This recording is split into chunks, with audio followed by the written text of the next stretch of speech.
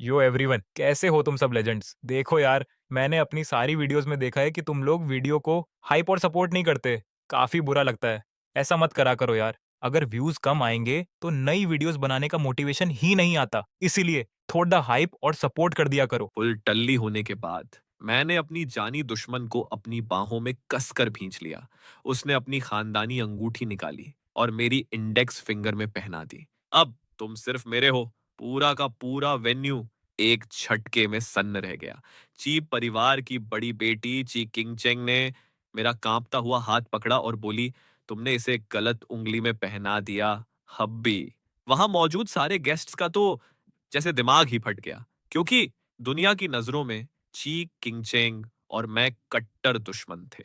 मैं ची किंगचेंग से अंदर से सख्त नफरत करता था, पर किसी को नहीं पता था कि मेरा रीबर्थ हुआ है। पिछली जिंदगी में एक फायर एक्सीडेंट में मेरा चेहरा और आवाज पूरी तरह बर्बाद हो चुके थे।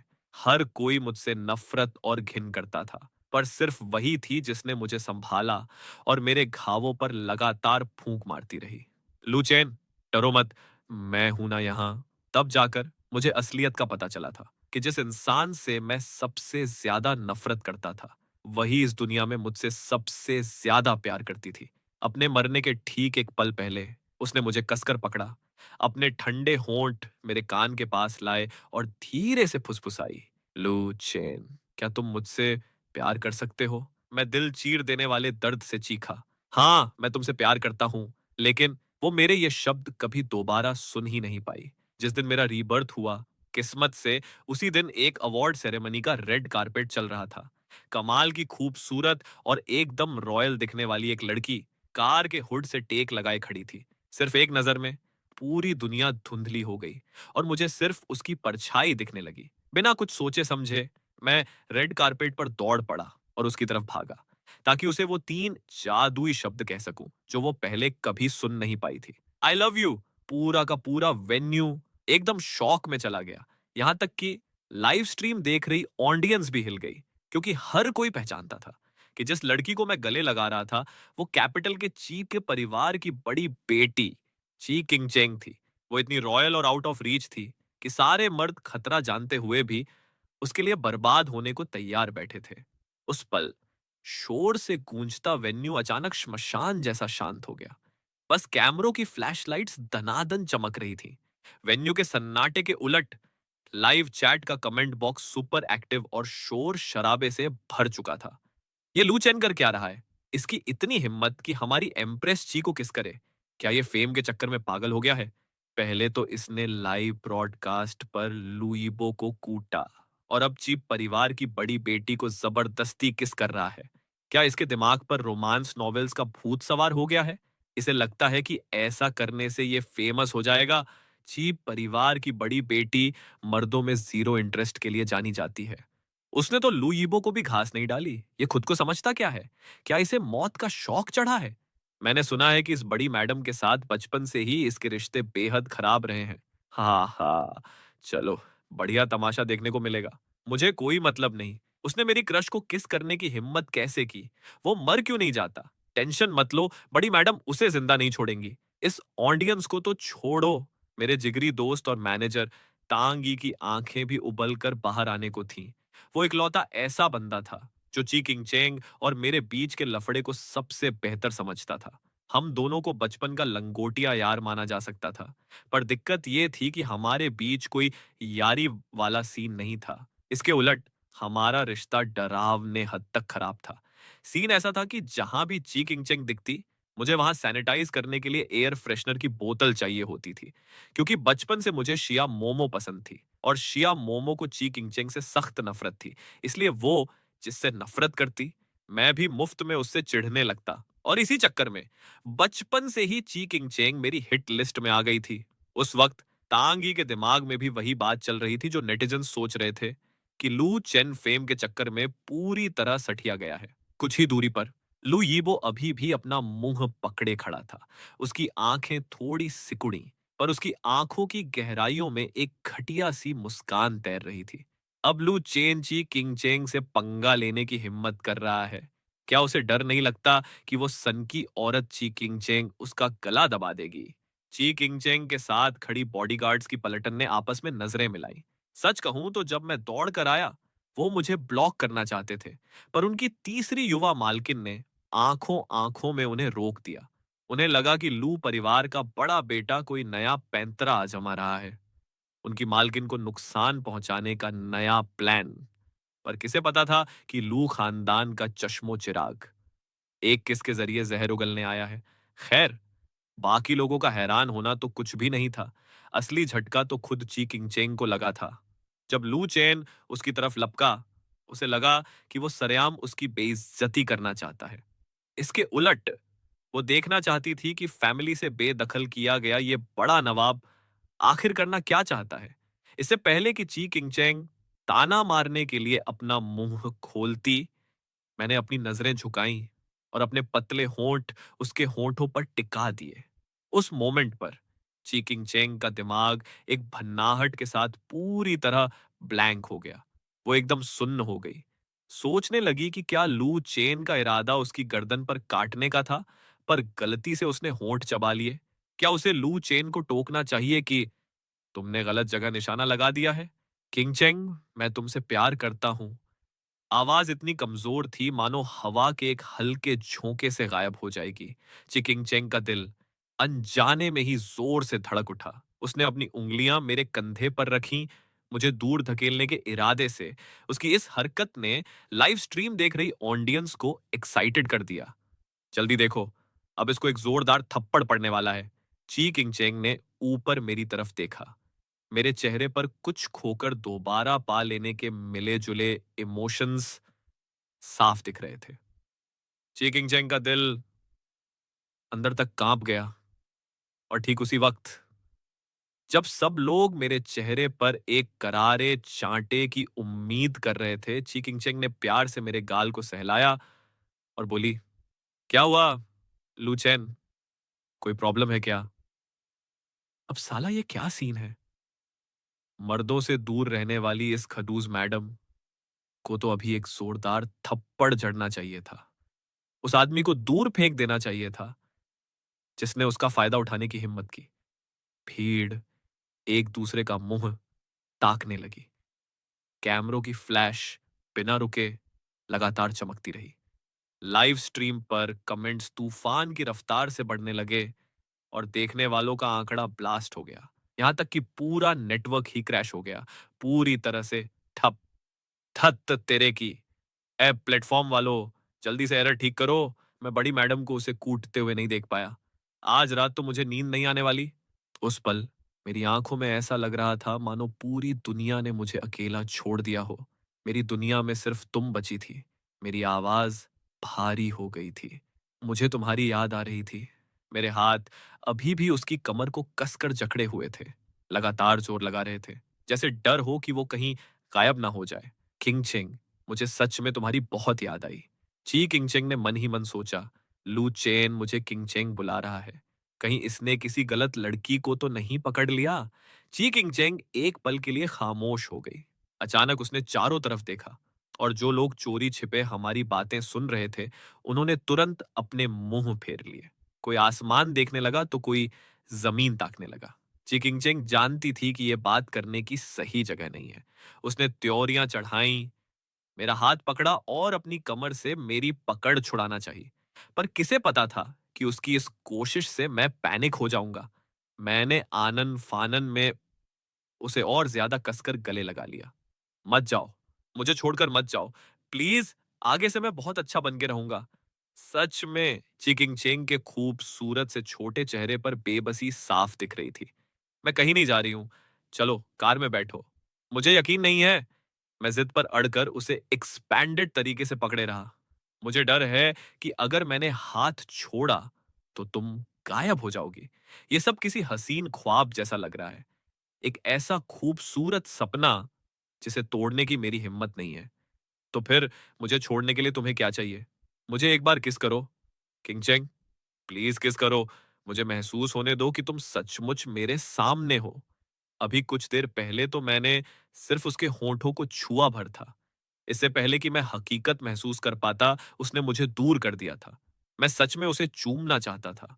उसके होंठों की गर्माहट महसूस करना चाहता था, ना कि उस आखिरी पल की तरह जब उसने मेरे कान के पास आकर आखिरी बार आई लव यू कहा था और उसके होंठ बर्फ जैसे ठंडे पड़ चुके थे। ची किंगचेंग के लाल होंठ थोड़े से मुड़े। इस लू चेन के मुंह ने हमेशा मुझे सिर्फ गुस्सा दिलाना सीखा है। आज पता नहीं इसे कौन सा करंट लगा है जो अचानक मुझे ऐसे मक्खन लगा रहा है।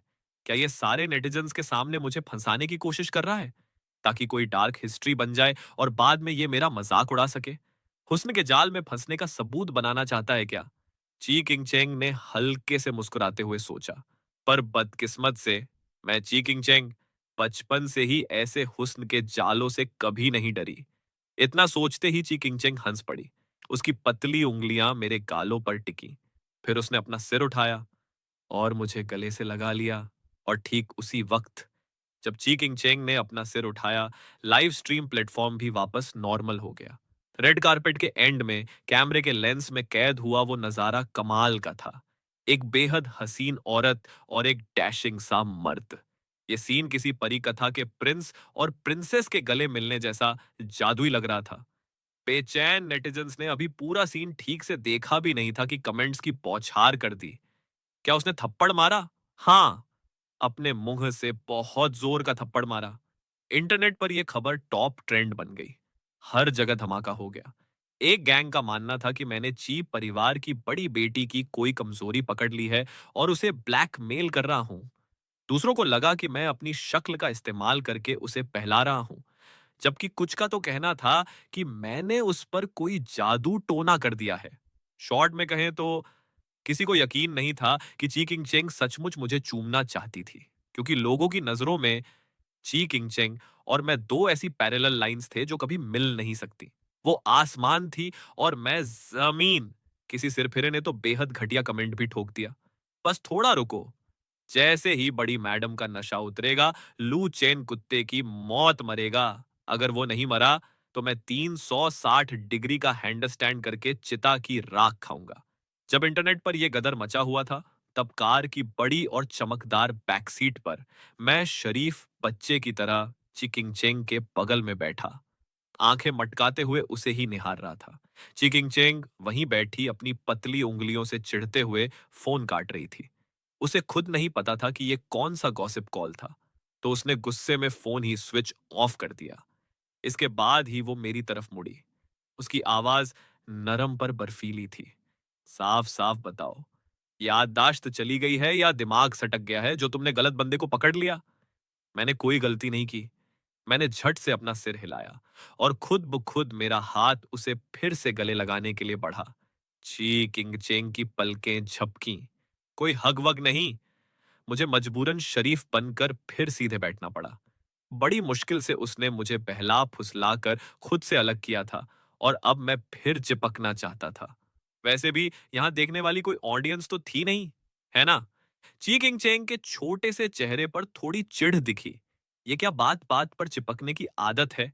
क्या ये शिया मोमो के साथ भी पहले ऐसा ही चिपका रहता था? मेरे हाथ वहीं के वहीं रुक गए। मेरी उंगलियां जो बस उसके कपड़ों को छू ही रही थीं, तुरंत पीछे खिंच गईं और मैंने उसे एकदम रोतू शक्ल बनाकर देखा। ची किंग चेंग ने मेरे उस दुखी चेहरे को देखा, जैसे मुझे किसी ने लावारिस छोड़ दिया हो। दाल में कुछ काला है। इस जानी दुश्मन के दिमाग का कोई स्क्रू ढीला हो गया है। ची किंग चेंग ने अपने होंठ भींचे, अपनी आंखों के शक को छुपाते हुए पूछा, गलती नहीं की? तो तुम्हें पता है मैं कौन हूं? मैंने पूरे दम खम के साथ जवाब दिया, तुम ची किंगचेंग हो। और फिर धीरे से जोड़ा, तुम मेरी किंगचेंग हो। ची किंगचेंग के दिल की धड़कन कुछ पल के लिए बेकाबू हो गई। उसने अचानक अपने हाथ का पिछला हिस्सा मेरे माथे पर रखा और सोच में डूबते हुए बोली, कहीं तुम्हें इतना तेज बुखार तो नहीं चढ़ गया कि दिमाग ही काम करना बंद कर दे? उसका छोटा सा हाथ थोड़ा ठंडा था, जिसने मुझे अचानक उसकी जिंदगी के आखिरी पलों के उस ठंडे आलिंगन की याद दिला दी। मैंने अपनी मुट्ठियां भींची और धीरे से कहा, मुझे कोई बुखार नहीं है। ची किंगचेंग ने अपना हाथ पीछे खींचा, सीने पर हाथ बांधे और अकड़ कर मेरी तरफ देखा। हूं, बताओ इस बार मुझे परेशान करने के लिए कौन सा नया खुराफाती आइडिया सोच कर आए हो? तभी ची किंगचेंग को अचानक कुछ याद आया। अगर उसे ठीक से याद था तो कल लू परिवार एक बड़ी पार्टी रखने वाला था। अफवाह थी कि वो सिरफिरी औरत शिया मोमो पहले ही अंगूठी खरीद चुकी है और पूरी उम्मीद थी कि वो खुद आगे बढ़कर लू यीबो को प्रपोज करेगी। शिया परिवार और लू परिवार भी इस शादी के रिश्ते को आगे बढ़ाना चाहते थे। जहां तक मेरी बात थी, मुझे 1 महीने पहले ही लू परिवार से लात मारकर बाहर निकाल दिया गया था, क्योंकि लू यीबो के किडनैपिंग और फिरौती के ड्रामे का सारा इल्जाम मुझ पर आया था। सारे सबूत मेरी तरफ इशारा कर रहे थे। लू परिवार के पेरेंट्स मुझसे पूरी तरह तंग आ चुके थे और उन्होंने सरेआम मुझसे सारे रिश्ते तोड़ने का ऐलान कर दिया था। इसी वजह से शिया मोमो के साथ मेरी सगाई भी टूट गई थी। ची किंग चेंग के चेहरे से हंसी गायब हो गई और उसकी नजरें और भी पराई हो गई। लू चैन, तुम्हारा इरादा मेरा इस्तेमाल करके शिया मोमो को जलाने का तो नहीं है ना? कार से उतरने से पहले उसने मुझे लू यीबो को कूटते हुए देख लिया था। उस वक्त वो भी थोड़ी टेंशन में थी। मेरा गुस्सा हमेशा से खराब था, पर मैंने कभी इतनी सरेआम बदतमीजी नहीं की थी। ऐसी पब्लिक जगह पर उसे लगा कि मैंने शिया मोमो के चक्कर में अपना आपा खो दिया है। वो जल्दी से कार से उतरी थी ताकि मेरा साथ दे सके, पर किसे पता था कि ये मेरे लिए उसी के गले पड़ने का मौका बन जाएगा। उन दो हल्के किसेस के बारे में सोचकर ची किंगचेंग का दिमाग फिर ठिकाने आया। लू चेन, शिया मोमो के लिए तुम अपनी बलि देने को भी तैयार हो? क्यों? दिमाग खराब कर रखा है? क्या मुझे इस बेवकूफ को सीधे चलती गाड़ी से बाहर फेंक देना चाहिए? मैंने उससे मासूमियत से पूछा। ये शिया मोमो कौन है? मैं नहीं जानता उसे। ची किंगचेंग 2 सेकंड के लिए सन्न रह गई। फिर उसने आगे बढ़कर ड्राइवर वांग तिन के कंधे को थपथपाया। हॉस्पिटल नंबर 10 चलो, मेंटल हॉस्पिटल। वांग तिन एक पल के लिए चुप रहा। जी, तीसरी छोटी मालकिन। फिर बिना किसी देरी के उसने स्टीयरिंग घुमाया और गाड़ी सीधे मेंटल हॉस्पिटल की तरफ मोड़ दी। मैंने अपनी भौहें सिकाड़ी। मामला बिगड़ गया। चिकिंगचेंग को सच में लग रहा है कि मैं पागल हो चुका हूं। अब मैं रीबर्थ के शुरुआती झटके से पूरी तरह उबर चुका था। मुझे पक्का यकीन था कि मैं सचमुच वापस आ चुका हूं। वैसे अगर याददाश्त जाने का नाटक करने से वो मुझ पर भरोसा कर ले, तो ये सौदा बुरा नहीं है। वैसे भी मुझे बाकी दुनिया के ऐरे गहरे लोगों से कोई लेना देना नहीं था। मुझे सिर्फ अपनी किंगचेंग की परवाह थी। इस दुनिया में मुझे सिर्फ तुम्हें याद रखना है, सिर्फ तुमसे प्यार करना है, और बस इतना ही काफी है। ची किंगचेंग ने मेरे कान के ठीक पास अपना मुंह लाया और फुसफुसाई, तुम्हें आखिरी मौका दे रही हूं। सीधे सीधे बताओ कि तुम चाहते क्या हो, वरना एक बार हॉस्पिटल नंबर 10 के अंदर गए तो बाहर आने का सपना भूल जाना। कार के अंदर की लाइट काफी डिम थी। मैंने अपना सिर घुमाकर उसके रॉयल और एटीट्यूड वाले चेहरे को देखा। पिछली जिंदगी में जब मैं जल गया था, मुझे लगता था कि उसकी नजरें बहुत बर्फीली हैं, जैसे कोई 1000 साल पुरानी जमी हुई झील जो कभी पिघलती नहीं। पर बाद में मुझे पता चला कि उस ठंडी झील के नीचे खौलता हुआ लावा था। उसका प्यार इतना जुनूनी था कि बर्फ को भी भाप बना दे। मेरा लहजा एकदम शांत था और मैंने धीरे से कहा, शिया मोमो, लू चैन, मैं तुम्हें वार्न कर रही हूं। अगर तुमने सच नहीं उगला तो। मैंने पहले ही कहा कि मैं किसी शिया मोमो को नहीं जानता। तुम बार बार उसका नाम क्यों ले रही हो? आखिर वो है कौन? और क्या ये सारे पैंतरे उसने मुझे सिखाए हैं? वो तो मुझे घास तक नहीं डालती। ची किंगचेंग के सब्र का बांध अब टूटने ही वाला था। वो चिढ़कर बोली, लू चैन, आखिर कब तक ये नौटंकी खींचने का इरादा है? मेरा दिल बैठ गया। मैंने जो कुछ भी कहा वो 100% सच है। मैं सिर्फ तुमसे प्यार करता हूं और सिर्फ तुम्हें चाहता हूं। तुम मुझ पर भरोसा क्यों नहीं कर रही हो? इस टाइमलाइन में ची किंगचेंग को पटाना इतना मुश्किल क्यों है यार? मुझे लगा था कि जैसे ही मैं दिल की बात कहूंगा वो खुशी खुशी मान जाएगी। क्या इस वक्त तक उसे मुझसे प्यार नहीं हुआ था? ची किंगचेंग की खूबसूरत आंखों ने मुझे कुछ सेकंड के लिए घूरा। शिया मोमो को नहीं जानते?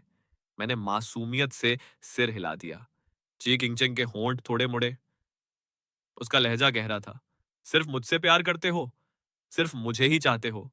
मैंने फिर से पागलों की तरह सिर हिलाया। पता नहीं ची किंगचेंग के दिमाग में क्या आया।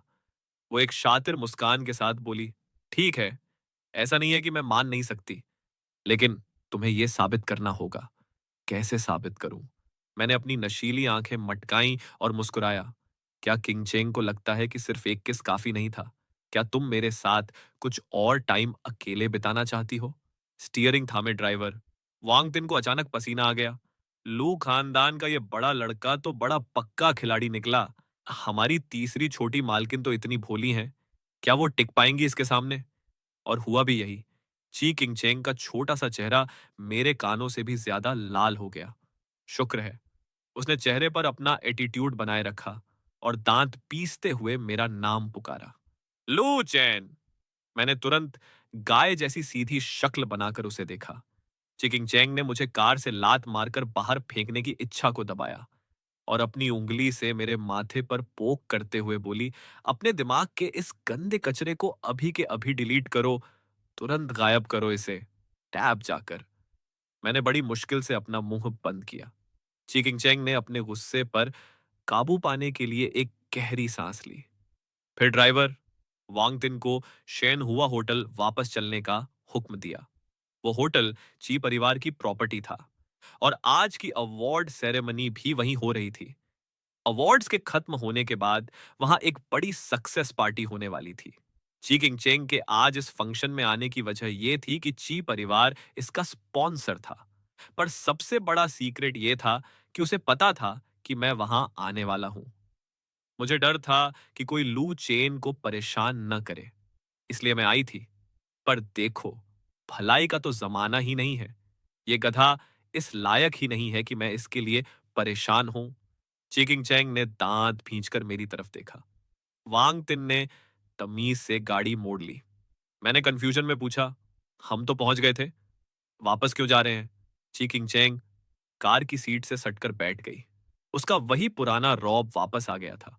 उसने थोड़े मजाकिया लहजे में कहा, जाहिर है तुम्हें अपनी परफॉर्मेंस दिखाने का एक बढ़िया मौका देने के लिए, ताकि साबित कर सको कि तुम्हारी बातों का ये प्यार कितना सच्चा है।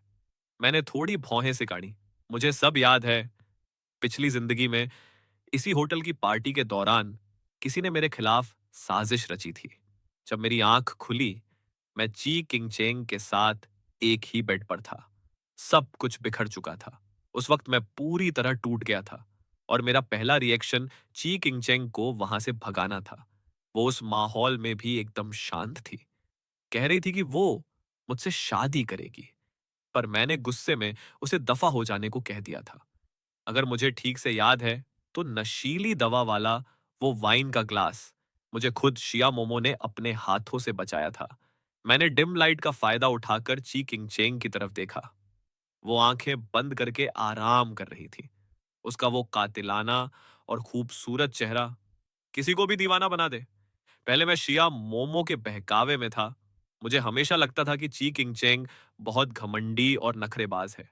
पर बाद में मुझे समझ आया कि ऐसा नहीं था कि मैं उसके पास नहीं जाना चाहता था, बल्कि मैं उसके करीब जाने से बुरी तरह डरता था।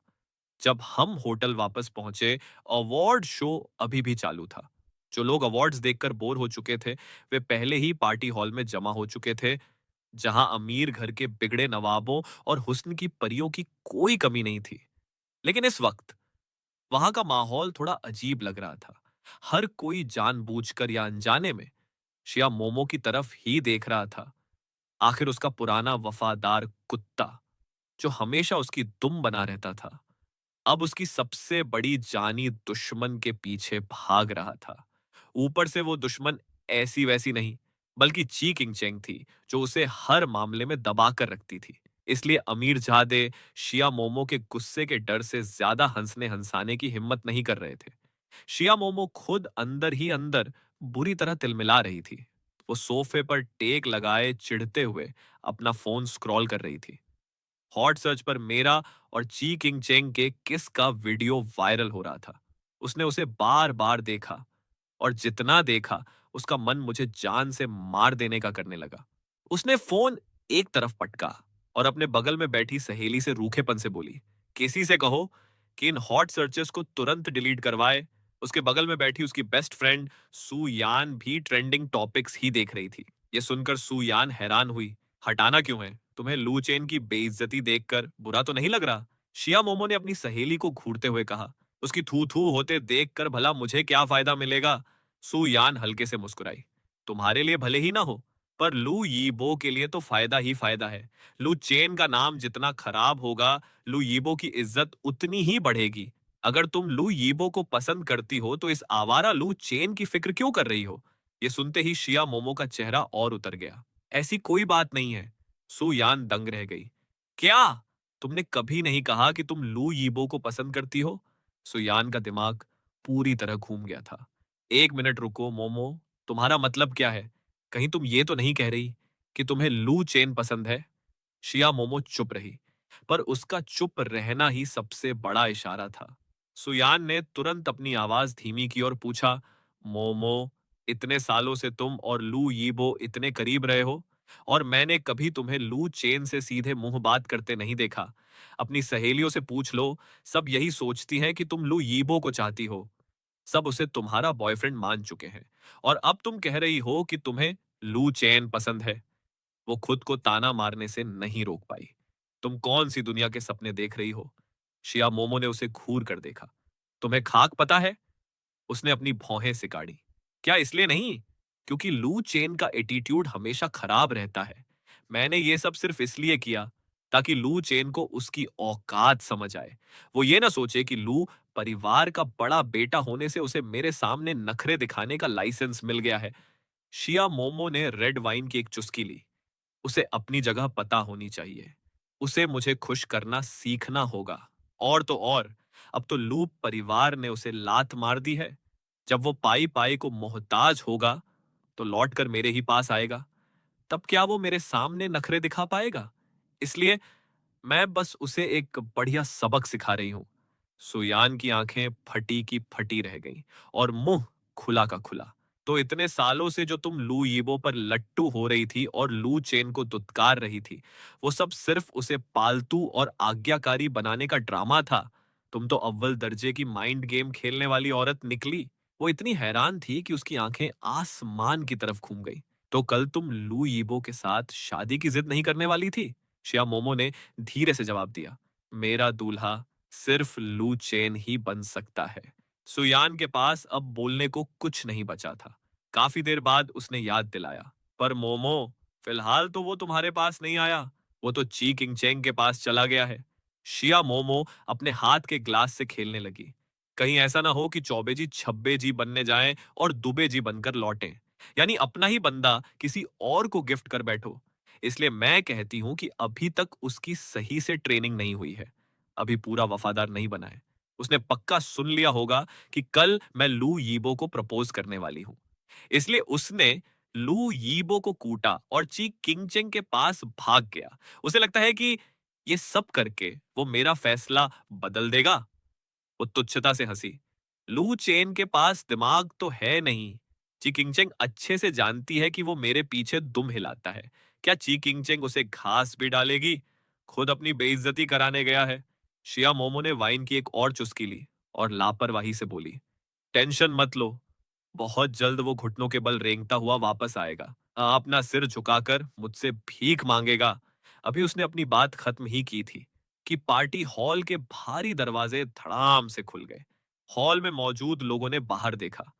उनके चेहरे उड़ गए जब कमाल के एटीट्यूड वाली एक औरत अंदर आई, और फिर सबने देखा कि मैं भी उसके पीछे पीछे आ रहा हूं। शिया मोमो अचानक उठकर सीधी बैठ गई और मुझे घूरने लगी। चिकिंग चेंग मुस्कुराई और उसने शिया मोमो पर एक नजर डाली, फिर अपनी 10 उंगलियां मेरी उंगलियों में फंसा ली। हम दोनों एक खाली सोफे पर बैठ गए। अब चीकिंग चेंग ने ये जानबूझकर किया या गलती से, पर वो ठीक शिया मोमो के ग्रुप के सामने बैठी थी। दोनों के बीच बस कुछ ही मीटर की दूरी थी। पूरा पार्टी हॉल अचानक सन्नाटे में डूब गया। शिया मोमो ने नखरे वाली आवाज में आवाज लगाई, लू चैन, जल्दी यहां आओ मेरे पास। ची किंग चैंग कातिलाना अंदाज में मुस्कुराई, सोफे की बैकसीट पर टिक गई और प्यार से बोली, वहां जाना चाहते हो क्या? बात करते हुए वो मेरे हाथ से खेल रही थी। मैंने अपना सिर हिलाया और अनजान बनते हुए कहा, मैं इसे नहीं जानता, मैं नहीं जा रहा। ये शब्द वहां खड़े हर एक बंदे के कान में गए, जिसमें शिया मोमो भी शामिल थी। शिया मोमो गुस्से में लाल हो गई। लू चैन, मैं तुम्हें आखिरी मौका दे रही हूं, चुपचाप यहां चले आओ। ची किंग चेंग की आंखों में एक शरारत चमकी। उसने अपने होंठ भींचे और मेरे कान के पास आकर बोली, लू चेन, तुम साबित करना चाहते थे ना कि तुम मुझसे प्यार करते हो। उनकी गर्म सांसों ने मेरे दिल की धड़कन बढ़ा दी और वो धीरे से फुसफुसाई, तो क्या इस शिया मोमो के ठीक सामने मुझे किस करने की हिम्मत है तुम में? जैसे ही उसने अपनी बात पूरी की, उसने देखा कि मेरी आंखें चमक उठी हैं। ची किंग चेंग को तुरंत कुछ गड़बड़ का एहसास हुआ और बिल्कुल वही हुआ। अगले ही पल, बिना किसी झिझक के, मैंने सीधे उसके होठों को चूम लिया। चारों तरफ से लोगों के ठंडी सांसें खींचने की आवाजें आईं और हॉल एक बार फिर डरावनी खामोशी की चपेट में आ गया। इसकी इतनी हिम्मत! आज के दिन में ये कौन सी बार था? भले ही ये शिया मोमो को चिढ़ाना चाहता हो, पर क्या इसे डर नहीं लगता कि ओवरडोज के चक्कर में शिया मोमो पूरी तरह पागल हो जाएगी? तभी किसी औरत की ताने मारती हंसी कानों में पड़ी। ची किंग चेंग अचानक होश में आई। बड़ी मैडम शिया, तुम करना क्या चाहती हो? ची किंग चेंग ने तिरछी नजर से देखा कि शिया मोमो गुस्से में अपनी जगह से उठ खड़ी हुई थी, शायद हमारी तरफ झपटने के लिए। पर तभी एक दूसरी लड़की ने उसे रोक दिया। जिसने शिया मोमो का रास्ता रोका, वो कोई और नहीं बल्कि ची किंग चेंग की सहेली तांग युआन युआन थी। जब ची किंग चेंग अंदर आई थी, तो वो और उसकी सहेलियों की पलटन पहले पास आना चाहती थी, पर मुझे पीछे आते देख उन्होंने दूर से ही तमाशा देखने का फैसला किया। वो पहले ही सारे हॉट सर्चेस देख चुकी थी और बस अफसोस कर रही थी कि लाइव तमाशा अपनी आंखों से नहीं देख पाई। पर यहां तो साक्षात लाइव परफॉर्मेंस चालू थी। हाँ हाँ, तांग युआन युआन अभी हैरान ही थी कि उसकी नजर शिया मोमो पर पड़ी। फिर क्या था? तांग युआन युआन ने बिना सोचे समझे आगे बढ़कर शिया मोमो का रास्ता रोक दिया। क्या मजाक चल रहा है? क्या उसकी किंगचेंग का बनता हुआ काम ये पागल औरत शिया मोमो बिगाड़ देगी? ऐसा कभी नहीं हो सकता। शिया मोमो ने एक घटिया मुस्कान के साथ कहा, रास्ते से हटो। तांग युआन युआन ने ठंडी सांस ली। तुमने हटने को कहा और मैं हट जाऊं? क्या मेरी कोई अपनी इज्जत नहीं है? शिया मोमो गुस्से में चिल्लाई। मैं आखिरी बार कह रही हूं, रास्ते से हटो। तांग युआन युआन ने अपने कंधे उचकाए। उसके चेहरे पर एक चिढ़ाने वाली मुस्कान थी। मैं नहीं हट रही। उखाड़ लो जो उखाड़ना है। शिया मोमो ने गुस्से में अपनी उंगली सीधे तांग युआन युआन के चेहरे के सामने तान दी। तांग युआन युआन एक कदम पीछे हटी।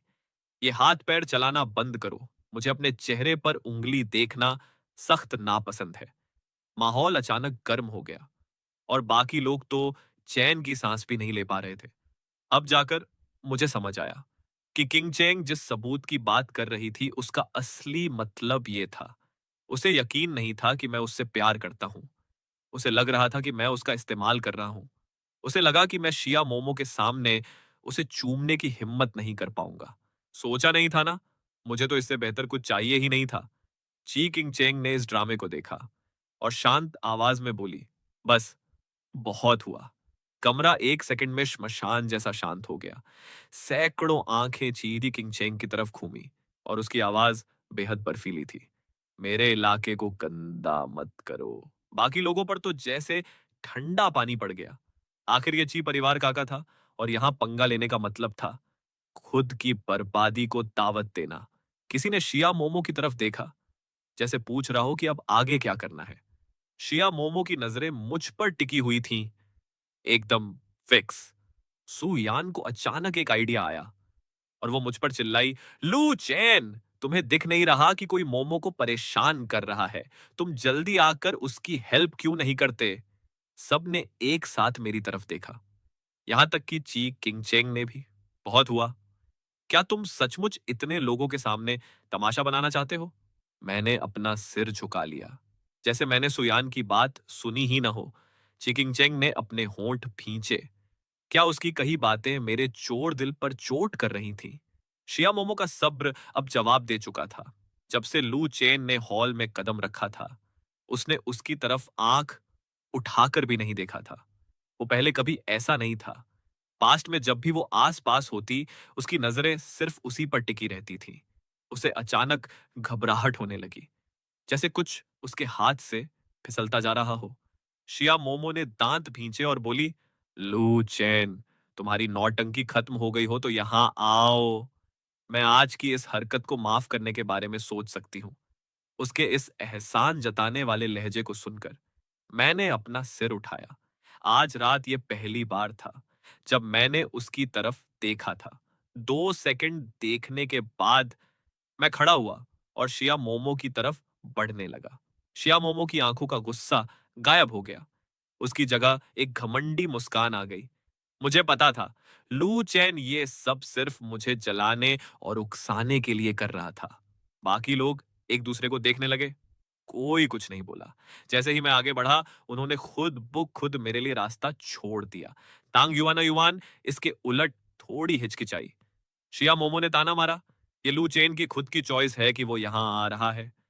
मेरे पास उसे रोकने की कोई वजह नहीं है। उसने शिया मोमो को गुस्से से देखा, बेबसी से अपना सिर हिलाया और एक तरफ हट गई। मर्दों का टेस्ट सचमुच घटिया होता है। भला किंग चेंग इस शिया खानदान की लड़की से किस मामले में कम है? चीक किंग चेंग का मुंह थोड़ा फूल गया।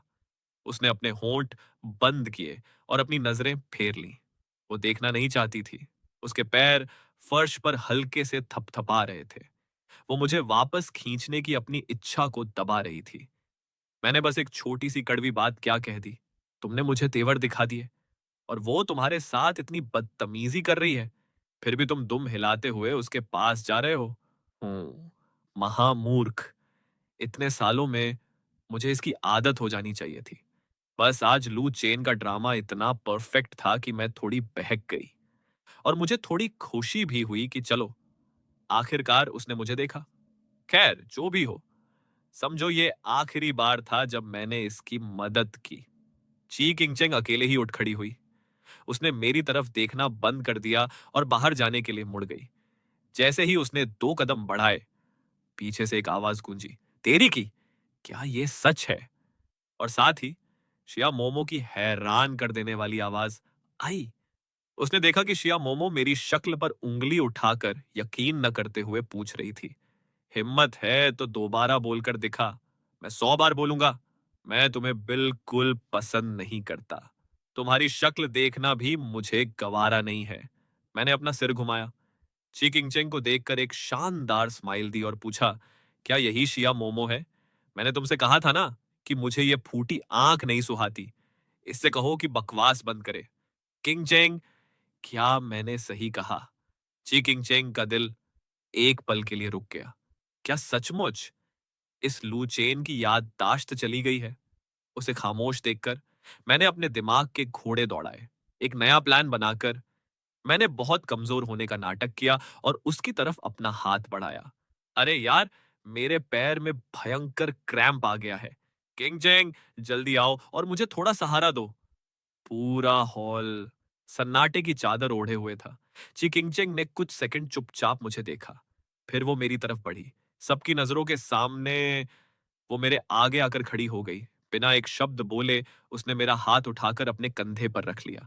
उसने मुझे सहारा दिया और मैंने चमकती आंखों से उसकी तरफ देखा। मेरे चेहरे पर एक कातिलाना मुस्कान थी। शिया मोमो ने दांत पीसे, अपना सिर उठाया और हम दोनों को गुस्से से घूरते हुए बोली, ची किंगचेंग, तुम लू चेन को कहां ले जा रही हो? वो मेरा बंदा है। उसे कोई बुरा अंदेशा हो रहा था। अगर उसने ची किंगचेंग को लू चेन को ले जाने दिया तो वो उसे हमेशा के लिए खो देगी। ची किंगचेंग ने बस अपना सिर घुमाकर उसे देखा। उसकी आंखों की बर्फ पिघल चुकी थी और होठों पर एक जीत की मुस्कान थी। अब से ये मेरा बंदा है। लू चेन खुद अपनी मर्जी से मेरे पास आया है, तो अब चाहे उसकी याददाश्त गई हो या वो मेरा इस्तेमाल कर रहा हो, उसके पास पीछे हटने का कोई चांस नहीं है। ची किंग चेंग फूलों की तरह खिलखिला उठी। मुझे सहारा देकर वो मेरे साथ आगे बढ़ी और हम सीधे वहां से बाहर निकल गए। कार में बैठने के बाद मैं खुद को उसके करीब जाने से नहीं रोक पाया। ची किंग चेंग ने फिर मुझ पर एक ठंडा डायलॉग मारा, सीधे बैठो। मेरे होंठ थोड़े सिकुड़े। क्या किंगचेंग को मेरा गले लगाना पसंद नहीं है? किंगचेंग अब मेरे साथ बहुत बेरुखी दिखा रही है। बुरी लड़की। ची किंगचेंग कार की सीट से सट गई और बेपरवाही से पूछा, क्या तुम पहले शिया मोमो से भी ऐसे ही चिपकते थे, जैसे शरीर में कोई हड्डी ही ना हो? हमेशा दूसरों पर बोझ बनने का शौक है क्या? मैंने अपनी भौहें सिकाड़ी और धीमी आवाज में बुदबुदाया। तुम बार बार उसी का नाम क्यों ले रही हो? ची किंगचेंग ने तुरंत अपना मुंह खिड़की की तरफ घुमा लिया, जैसे वो आगे कुछ बोलना ही नहीं चाहती थी, मानो उसे शिया मोमो का नाम लेने का बहुत शौक हो। तुमने इतने सालों तक शिया मोमो को पसंद किया है, क्या सचमुच उसे ऐसे एक झटके में भूल सकते हो? हॉस्पिटल पहुंचकर ची किंगचेंग ने डॉक्टरों से मेरा पूरा बॉडी चेकअप करने को कहा, यहां तक कि मेंटल हेल्थ डिपार्टमेंट को भी शामिल कर लिया। मैं बिल्कुल चुप रहा। अगर इस चेकअप से मेरी किंगचैंग का दिल शांत होता है, तो करवा लो जो करवाना है। बाकी सारे डिपार्टमेंट तो ठीक थे, पर जब मेंटल हेल्थ डिपार्टमेंट में डायग्नोसिस की बारी आई, तो मुझे कई सवालों के जवाब देने पड़े। डॉक्टर ने जो भी पूछा, मैंने हमेशा यही कहा कि मुझे नहीं पता। बस जब ची किंगचैंग के बारे में पूछा, तो मेरी आंखें चमक उठी। पूरा चेकअप करने के बाद डॉक्टर का मूड भी बड़ा अजीब था। आखिरकार उसने डायग्नोसिस पेपर पर कुछ शब्द लिखे और बाहर इंतजार कर रही ची किंगचेंग को सौंप दिए। उसने एक अजीब सी मुस्कान के साथ वो पर्चा उसके हाथ में थमाया और कहा, किंगचेंग, फिक्र मत करो, इसका दिमाग एकदम टकाटक है, कोई बड़ी प्रॉब्लम नहीं है। हाँ हाँ, बस इसे एक छोटी सी बीमारी हुई है। मैं डॉक्टर के पीछे पीछे आ रहा था। तो क्या ये डॉक्टर और ची किंगचेंग एक दूसरे को पहले से जानते थे? डॉक्टर ने मुड़कर मुझे देखा, मुस्कुराया, फिर वापस ची किंगचेंग से बोला, अंकल अभी थोड़े बिजी हैं, तुम दोनों यहाँ आराम से बैठो। मैंने झट से थैंक यू कहा। शुक्रिया डॉक्टर साहब।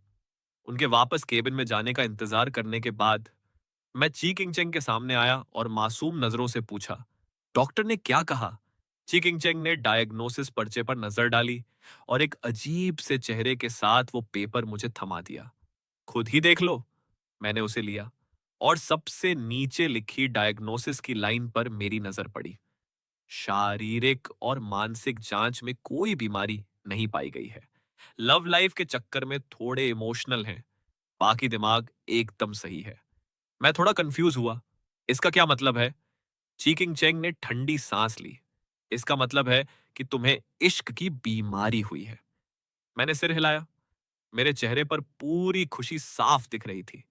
इस डॉक्टर ने मर्ज बिल्कुल सही पकड़ा था। ची किंग चेंग का दिमाग पूरी तरह घूम चुका था। वो शुरू से लेकर अब तक की सारी बातें सोच रही थी। इसके शरीर में वाकई कोई गड़बड़ नहीं थी। अगर ये जानबूझकर नाटक करके मेरे करीब आ रहा है, तो आखिर इस लू चेन का असली मकसद क्या है? अगर ये शिया मोमो की वजह से नहीं है, तो ऐसी कौन सी बात है जो लू चेन को सब कुछ दांव पर लगाकर उस लड़की के पास खींच लाई जिससे वो नफरत करता था? और अगर ये नाटक नहीं है, तो क्या कोई इंसान सचमुच सिर्फ एक दिन में इतना बदल सकता है? ची किंगचेंग खुद को रोक नहीं पाई। उसने अपना हाथ उठाकर मेरे सिर को छुआ, 2 बार टटोला, पर वहां कोई चोट का निशान नहीं मिला। उसने शक की नजरों से पूछा, आज सुबह लिफ्ट में आते वक्त तुम्हारा सिर लिफ्ट के दरवाजे के बीच तो नहीं फंस गया था? मैंने एकदम ब्लैंक चेहरा बनाकर उसकी तरफ देखा। तुम चाहो तो थोड़ा और साफ साफ ताना मार सकती हो। मैंने बेबसी से अपना मुंह खोला और पूछा, तुम इस बात को मानने से इनकार क्यों कर रही हो कि मैं सचमुच तुम्हें पसंद करता हूं? ची किंगचेंग ने मुझे हाथ के इशारे से पास बुलाया। अपनी आंखें मेरी आंखों के सामने लाकर बोली, तुम खुद बताओ, अगर तुम्हारी जगह मैं होती, तो क्या तुम भरोसा करते? बात तो सही है, पहले तो मुझे भी यकीन नहीं होता था। ची किंगचेंग सच में मुझसे प्यार करती थी, जब तक कि वो आग वाला हादसा नहीं हुआ था। मैंने अपना चेहरा सीरियस बनाया और कहा, सच तो ये है कि मैं तुम्हें हमेशा से पसंद करता आया हूं। ये आज की कोई अचानक उठी चिंगारी नहीं है। हमेशा से। ची किंगचेंग की पलकें थोड़ी झपकी। वो थोड़ी उलझन में दिखी। इस हमेशा का क्या मतलब है? मैंने प्यार और सच्चाई से अपनी बात जारी रखी। बात बस इतनी है कि पहले मेरी तुम्हारे करीब आने की हिम्मत नहीं होती थी। तुम इतनी परफेक्ट हो, पर तुम हमेशा मेरे साथ रूठी रहती थी। मुझे हमेशा लगता था कि मैं तुम्हारे लायक ही नहीं हूं। मेरी आवाज में थोड़ी मायूसी साफ झलक रही थी। ची किंगचेंग ने भौहें सिकाड़ी। उसे गुस्सा भी आ रहा था और हंसी भी। लू चैन, यहां बेचारे बनने का नाटक मत करो।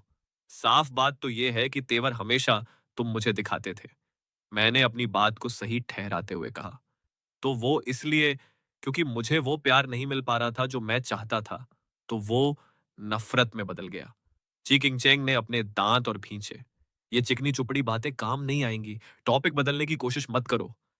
मेरे होंठ थोड़े से कुड़े। क्या तुम मुझे एक बार भी जीतने नहीं दे सकती? मैं यहाँ पूरे होश ओ हवास में सीरियस होकर अपने प्यार का इकरार कर रहा हूँ। ची किंगचेंग एक पल के लिए शांत हो गई। अपने दिल की चिढ़ को दबाते हुए वो मुड़ी और सीधे आगे बढ़ गई। मैंने उसकी जाती हुई पीठ को देखा और अपनी जगह पर बिना हिले डुले खड़ा रहा। जब देखा कि उसका रुकने का कोई इरादा नहीं है, तो मैंने मुंह खोला और आवाज दी, किंग चेंग। ची किंग चेंग रुकी और अपना सिर घुमाकर मुझे देखा। मैंने अपनी आंखें मटकाई, आवाज को थोड़ा लाडला बनाया, किंग चेंग, मेरे पैर में दर्द हो रहा है। सुनते ही चिकिंगचेंग समझ गई कि मैं फिर से नौटंकी पर उतर आया हूं। वो हल्के से हंसी, तो वहीं खड़े रहो और मत हिलो, तुम्हारी मर्जी, जाओ या रुको। इतना कहकर उसने अपना मुंह घुमाया और आगे बढ़ने लगी। मैं बिना एक भी शब्द बोले चुपचाप वहीं खड़ा रहा। ची किंगचेंग लिफ्ट के दरवाजे तक पहुंचने ही वाली थी। उसने अपनी आंखें कसकर बंद की, बिना सोचे समझे पीछे मुड़ी और वापस आई। दांत भींचते हुए उसने मेरे कान के पास फुसफुसाया, लू चैन, पिछले जन्म में पक्का मैंने तुम्हारा कोई कर्ज खाया होगा। मैं धीरे से हंसा, अपना हाथ उसके कंधे पर रखा, उसके गाल के पास जाकर हल्का सा टच किया और धीरे से बोला, नहीं, कर्जदार तो मैं हूं तुम्हारा, मेरी किंग चेंग। ची किंग चेंग के दिल की सारी चिढ़ गायब हो गई। उसने बनावटी गुस्सा दिखाते हुए कहा, तुम कर्जदार हो तो क्या तुम्हें मुझे अपनी पीठ पर नहीं उठाना चाहिए? कभी किसी ऐसे देनदार को देखा है जो लेनदार के सामने ही इतने नखरे दिखाता हो? मैंने बड़े गंभीर होकर जवाब दिया, आमतौर पर देखा जाए तो लेनदार के लिए पैसा वसूलना इतना आसान नहीं होता। कर्ज जितना बड़ा हो, उसे निकालना उतना ही मुश्किल होता है। इसलिए लेनदार को देनदार को मक्खन लगाना पड़ता है, ताकि धीरे धीरे सारा हिसाब चुकता हो सके। ची किंगचेंग मुस्कुराई, तुम्हारे पास बहानों की कोई कमी नहीं है ना? मैंने फिर उसके कान के पास अपना मुंह लाया और धीरे से कहा, मुझ पर तुम्हारा बहुत बड़ा कर्ज है, इसलिए तुम्हें जिंदगी भर मेरे साथ रहना होगा। इस तरह मेरे पास चुकाने के लिए पूरी लाइफ होगी। किंगचेंग, क्या ये मंजूर है? पूरी जिंदगी? हम दोनों लिफ्ट के अंदर चले गए। उसने अपनी आंखें उठाकर मुझे गहराई से देखा। लू चैन, तुम्हें पता भी है कि पूरी जिंदगी का मतलब क्या होता है? बिल्कुल पता है। मैंने अपनी 10 उंगलियां उसकी उंगलियों में फंसा ली। एक एक शब्द साफ बोलते हुए कहा, पूरी जिंदगी का मतलब है कभी एक दूसरे का साथ न छोड़ना, कभी जुदा न होना, साथ में बूढ़े होना। ची किंग चेंग और मैं फिलहाल एक ही अपार्टमेंट बिल्डिंग में रहते हैं।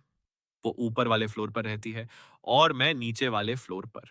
लू परिवार से निकाले जाने के बाद मेरे पास रहने का कोई ठिकाना नहीं था, तो तांगी ने मेरे लिए ये अपार्टमेंट किराए पर लिया था। बहुत बाद में मुझे पता चला कि ये अपार्टमेंट असल में ची किंगचेंग का ही था और उसने चुपके से किसी से कहकर तांगी को ये सस्ते दाम में दिलवाया था। ची किंगचेंग मुझे घर वापस ले आई। क्या तुम सचमुच मुझे अपने घर में रुकने नहीं दोगी? ची किंगचेंग ने मुझे एक लुक दिया। तुम्हारे लिए अच्छा होगा कि तुम अपनी लिमिट में रहो। मैंने एक ठंडी सांस भरी और अपने घर की तरफ बढ़ते हुए हर एक कदम पर 3 बार मुड़ मुड़कर उसे देखा। ची किंगचेंग लिफ्ट के पास खड़ी होकर बड़े एटीट्यूड वाले चेहरे से मुझे देख रही थी। मेरा मन अपने घर के अंदर जाने का बिल्कुल नहीं था। जब उसे पक्का हो गया कि मैंने दरवाजा बंद कर लिया है, तो ची किंगचेंग के चेहरे का वो एटीट्यूड पल भर में खुशी में बदल गया। उसके होंठों पर एक स्माइल आई, जिसे उसने तुरंत छुपा लिया। आज की रात सचमुच बहुत ज्यादा एक्साइटिंग थी। इमोशंस का रोलर कोस्टर चल रहा था। अब तक लू चेन के कहे वो शब्द जो उसने लिफ्ट में कहे थे, कभी एक दूसरे का साथ ना छोड़ना, साथ में बूढ़े होना, उसके कानों में गूंज रहे थे, पर उसे ये सब एक सपना लग रहा था। कहीं मैं कोई ख्वाब तो नहीं देख रही? उसे अंदाजा भी नहीं था कि मेरी हरकतों और मेरी बातों ने उसके बरसों से दबे हुए प्यार में अचानक आग लगा दी थी। भगवान ही जानता है कि उसने खुद को लुचेन को अपने साथ घर ले जाने की इच्छा से रोकने के लिए कितना कंट्रोल किया था। ची किंग चेंग ने आखिरकार मेरे बंद दरवाजे पर एक नजर डाली, ऊपर अपने फ्लोर पर जाने के लिए मुड़ी और बाथरूम में जाकर मुंह धोने लगी। अचानक ची किंगचेंग के हाथ के पिछले हिस्से में एक अजीब सा चुभने वाला दर्द महसूस हुआ। वो चीखने ही वाली थी और उसके हाथ से कुल्ला करने वाला ग्लास छूटते छूटते बचा। उसने अपना हाथ उठाकर देखा। उसकी स्किन पर कोई निशान नहीं था, पर वो दर्द पूरी तरह रियल था। ची किंगचेंग ने नल बंद किया, मुड़ी और बाथरूम से बाहर आ गई। वो सोफे पर बैठ गई, अपने हाथ को ऊपर उठाकर देखने लगी। दर्द अब धीरे धीरे कम हो रहा था। ची किंगचेंग ने सोफे पर टेक लगाकर आंखें बंद कर ली और ठीक उसी वक्त उसके घर की डोरबेल बजी। उसने अपनी आंखें खोली और बस एक नजर में ही उसे डोरबेल की स्क्रीन पर वो नौटंकी चेहरा दिखाई दे गया। ची किंगचेंग ने बेबसी से एक ठंडी सांस ली। लू चैन, क्या तुम मुझे एक पल की भी शांति नहीं दे सकते? फिर वो खुद पर ही हंस पड़ी। छोड़ो यार, क्या मैं खुद भी उसके आने का इंतजार नहीं कर रही थी? ची किंगचेंग दरवाजा खोलने आगे बढ़ी और लाचार आवाज में बोली, लू चैन, तुम्हें पता भी है कि इस वक्त टाइम क्या हो रहा है? उसने देखा कि मैं अभी भी वही पहले वाले कपड़े पहने हुए था। वो सोचने लगी कि लौटने के बाद से मैं आखिर कर क्या रहा था। मैं दरवाजे पर खड़ा था, मासूमियत से अपना हाथ उसकी तरफ बढ़ाते हुए बोला, किंगचेंग, मियाओ मियाओ ने मेरे हाथ पर नोच लिया है। मेरे हाथ पर वो खरोंच बिल्कुल साफ दिख रही थी। चिकिंगचेंग ने मेरे घाव को गौर से देखा। उसके दिल की धड़कन पल भर के लिए थम गई। क्या ये ठीक वही जगह नहीं थी जहां उसे अभी कुछ देर पहले दर्द महसूस हुआ था? इतना बड़ा इत्तेफाक! वो होश में आई और मुझसे पूछा, क्या तुमने इस पर कुछ लगाया? मैंने अपना सिर हिलाया। मुझे नहीं पता क्या लगाते हैं। चिकिंग चेंग ने अपनी भौहें सिकाड़ी। तुम खुद बिल्ली पालते हो और तुम्हें घाव साफ करना तक नहीं आता? हाँ, मियाओ मियाओ मेरी ही बिल्ली है। मैं उसे 4 साल से पाल रहा हूं। जब मैंने लू परिवार छोड़ा तो मैं सिर्फ उसे ही अपने साथ लाया था। मैंने इसे बहुत नॉर्मल बात मानकर जवाब दिया, पर बिल्ली ने मुझे पहले कभी नहीं नोचा। तो मुझे इस बारे में ना पता होना बिल्कुल नॉर्मल है ना? ची किंगचेंग का मुझसे बहस करने का मूड नहीं था। उसने मेरी कलाई पकड़ी और मुझे कमरे के अंदर खींच लिया। मेरी आंखों की गहराइयों में एक शरारती मुस्कान दौड़ गई। ची किंगचेंग ने अचानक अपना सिर पीछे घुमाया। मैंने तुरंत आंखें मटकाईं और फिर से मासूम बन गया। क्या हुआ? मेरी एक्टिंग सचमुच दमदार थी। ची किंगचेंग मन ही मन चिढ़ती हुई मुझे किचन में ले गई। नल चालू किया, मेरा हाथ पकड़ा और बहते पानी के नीचे रख दिया ताकि साफ पानी से घाव धुल जाए। मैं थोड़ा पीछे हटा।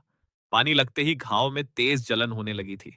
मेरा हाथ थामे हुए ची किंगचेंग का हाथ भी थोड़ा सा कांप गया। उसे फिर से एक अजीब सा अंदेशा हुआ, क्योंकि इस वक्त उसके अपने हाथ के पिछले हिस्से पर भी हल्का सा दर्द हो रहा था। वो गौर से मेरे घाव को देखने लगी। घाव ज्यादा गहरा नहीं था, बस थोड़ी सी स्किन फटी थी और हल्का सा खून निकल रहा था। इन अजीब ख्यालों को दबाने के लिए एक शांत सांस लेते हुए ची किंगचेंग बोली, मैं अभी किसी को फोन करके तुम्हारे लिए रेबीज का इंजेक्शन मंगवाती हूँ। अच्छा, मैंने सिर हिला दिया। हम दोनों इस वक्त एक दूसरे के बेहद करीब खड़े थे। मैंने अपना सिर थोड़ा झुकाया तो मुझे उसका छोटा सा चेहरा दिखा जिसकी भौहें तनी हुई थीं। मैंने उसकी उन तनी हुई भौहों को देखा और मेरा दिल जोर से धड़क उठा। ऐसे लगातार देखे जाने से ची किंगचेंग को थोड़ा अजीब लगा, तो उसने नॉर्मल दिखने के लिए अपने कपड़े ठीक किए। मैंने उसे देखा और बुदबुदाया, कंजूस कहीं की। चीच किंगचेंग कुछ देर शांत रही। फिर उसने उत्सुकता से मुझसे पूछा, तुम्हारी बिल्ली ने तुम्हें नोचा क्यों? तुम उसे इतने सालों से पाल रहे हो, तो अचानक उसने ऐसा क्यों किया? और तो और, इस बिल्ली को डॉक्टर के पास ले जाकर नसबंदी भी मैंने ही कराई थी। मैंने दबी आवाज में कहा, मुझे नहीं पता। मुझे लगता है कि घर में कोई भूत वूत आ गया है। ची किंगचेंग पूरी तरह निशब्द हो गई। ये लू चैन दिन ब दिन और ज्यादा नौटंकी होता जा रहा है, कुछ भी बहाने बना रहा है। मैंने पूरी गंभीरता से उसकी तरफ देखते हुए अपनी बात जारी रखी। शायद बिल्ली ने उस भूत को देख लिया, इसलिए वो पागल हो गई। इसी वजह से मेरी अब अपने घर वापस जाने की हिम्मत नहीं हो रही है। सच में वो इस वक्त बहुत खतरनाक मोड में है। मुझे देखते ही हमला कर देती है। मुझे सचमुच अंदर से थोड़ा गिल्टी फील हो रहा था, जैसे मियाओ मियाओ ने वाकई मेरे अंदर के इस बड़े बदलाव को भांप लिया हो। ची किंगचेंग चुपचाप खड़ी मेरी ये मनगढ़ंत कहानियां सुनती रही। मैंने उम्मीद भरी नजरों से उसकी तरफ देखा। तो क्या मैं आज रात तुम्हारे यहां रुक सकता हूं? ची किंगचेंग मेरे और करीब आई। लू चैन, मुझे आज पहली बार पता चल रहा है कि तुम इतने बड़े ढीठ हो। मैंने कसम खाते हुए कहा। मैंने जो कुछ भी कहा वो 100% सच है। अगर यकीन नहीं है तो मेरे साथ नीचे चलकर खुद देख लो। चिकिंग चेंग ने कुछ सेकंड मुझे देखा। फिर उसे अचानक उस अजीब से दर्द का ख्याल आया और उसने सिर हिलाया। ठीक है, इतना कहकर वो लिविंग रूम की तरफ बढ़ी। हाथ धुल गया है, पहले इसे सुखा लो, मैं इस पर दवाई लगा देती हूँ। उसने मेडिकल बॉक्स निकाला, मेरा हाथ पकड़ा और कॉटन स्वाब को बीटाडिन में डुबोकर घाव पर लगाने लगी। जैसे ही दवाई लगी, हाथ पर एक तेज चुभन वाला दर्द हुआ। कॉटन स्वाब पकड़े हुए ची किंगचेंग का हाथ वहीं के वहीं रुक गया। मेरे दर्द को महसूस करने का उसका ये एहसास अब और भी साफ होता जा रहा था। उसने अपनी आंखें उठाई और मेरी तरफ देखा। क्या दर्द हो रहा है? मैंने सिर हिलाया और कहा, बस थोड़ा सा। ची किंगचेंग को अच्छे से पता था कि दर्द बस थोड़ा सा ही था। उसने एक गहरी सांस ली और कॉटन स्वाब को डस्टबिन में फेंक दिया। चलो तुम्हारे घर चलकर देखते हैं क्या सीन है। जब हम नीचे मेरे घर के दरवाजे पर पहुंचे तो मैं डर कर पीछे हट गया। ची किंगचेंग के पीछे। ची किंगचेंग ने बेबसी से मेरी तरफ देखा और बोली, ये तुम्हारा खुद का घर है, तुम किससे छुप रहे हो? मेरी नजरें उलझी हुई थी। वो बिल्ली सच में बहुत खूंखार हो गई थी। अभी जब मैं घर आया तो मियाओ मियाओ सोफे पर गोलू मोलू सा फर का गोला बनकर सो रहा था। मैं उसके बगल में बैठ गया और कुछ देर उसे बिना कुछ सोचे देखता रहा। मेरी उंगलियां धीरे से उसके गोल सिर को सहलाने लगी। उसे देखे हुए एक बहुत लंबा जमाना हो गया था। मेरी पिछली जिंदगी में उस आगजनी के दौरान मियाओ मियाओ वक्त पर बाहर नहीं निकल पाया था। अचानक वो जाग गया। पहले तो उसने अपना सिर मेरी हथेली से रगड़ा और जैसे ही वो मुझ पर कूदने वाला था, उसकी गोल आंखें अचानक फैल गईं। उसके सारे बाल खड़े हो गए और वो फुफकारते हुए गुर्राने लगा। मैं वक्त रहते अपना हाथ पीछे नहीं खींच पाया और उसने मुझे खरोंच मार दी, जिससे घाव हो गया। मैं हड़बड़ी में खड़ा हुआ और पीछे हटा। मियाओ मियाओ ने अपनी पीठ उचकाई और मुझे गुस्से से घूरने लगा। ये देखकर कि वो मुझ पर झपट कर काटने वाला है, मैं अपनी जान बचाकर सीधा ऊपर ची किंगचेंग के घर की तरफ भागा। उस वक्त दरवाजा खुला था और अंदर की लाइटें चालू थीं। ची किंगचेंग ने देखा कि मेरी हालत झूठ बोलने जैसी नहीं लग रही है, तो वो कदम बढ़ाकर लिविंग रूम में आ गई। जैसे ही उसने मेन डोर पार किया, उसे लिविंग रूम में वो छोटी बिल्ली दिखी। वो फर्श पर गोल गोल घूमकर कूद फांद कर रही थी। ची किंगचेंग ने हैरान होकर अपना सिर घुमाया और मुझे देखा। यही है वो, बहुत खूंखार, जिसके बारे में तुम बात कर रहे थे। जैसे ही मैं कुछ बोलने वाला था, मियाओ मियाओ ने आवाज सुनी और इधर देखा। जो बिल्ली अभी मजे से खेल रही थी, उसने अचानक अपने बाल खड़े कर लिए, पीठ सिकोड़ी, दांत दिखाए और मुझ पर झपट पड़ने को तैयार हो गई। मैंने बिना सोचे समझे उसका छोटा सा हाथ कसकर पकड़ लिया, जबकि ची किंगचेंग कुदरती तौर पर मेरे आगे ढाल बनकर खड़ी हो गई। मैंने बेबसी से कहा, देखा, बिल्कुल यही बात है। मियाओ मियाओ झपटने की पोजीशन में आ गया। ची किंगचेंग ने मुझे पीछे खींचा और अपनी कड़क आवाज में डांटा, मियाओ मियाओ, रुक जाओ। मैंने ची किंगचेंग का हाथ कसकर थामे रखा। यार, ये बिल्ली है, क्या ये तुम्हारी बात समझेगी? हमें यहां से तुरंत निकलना चाहिए। कल मैं किसी से कहकर इसे हॉस्पिटल चेकअप के लिए भिजवा दूंगा। ठीक इसी पल मियाओ मियाओ ने ची किंगचेंग की तरफ देखा और पल भर के लिए सुन्न हो गया। फिर उसकी आंखों का गुस्सा गायब हो गया। खड़े बाल तुरंत बैठ गए और वो फिर से सीधा साधा बन गया। ऐसा लगा जैसे उसने अपना कोई बिछड़ा हुआ रिश्तेदार देख लिया हो।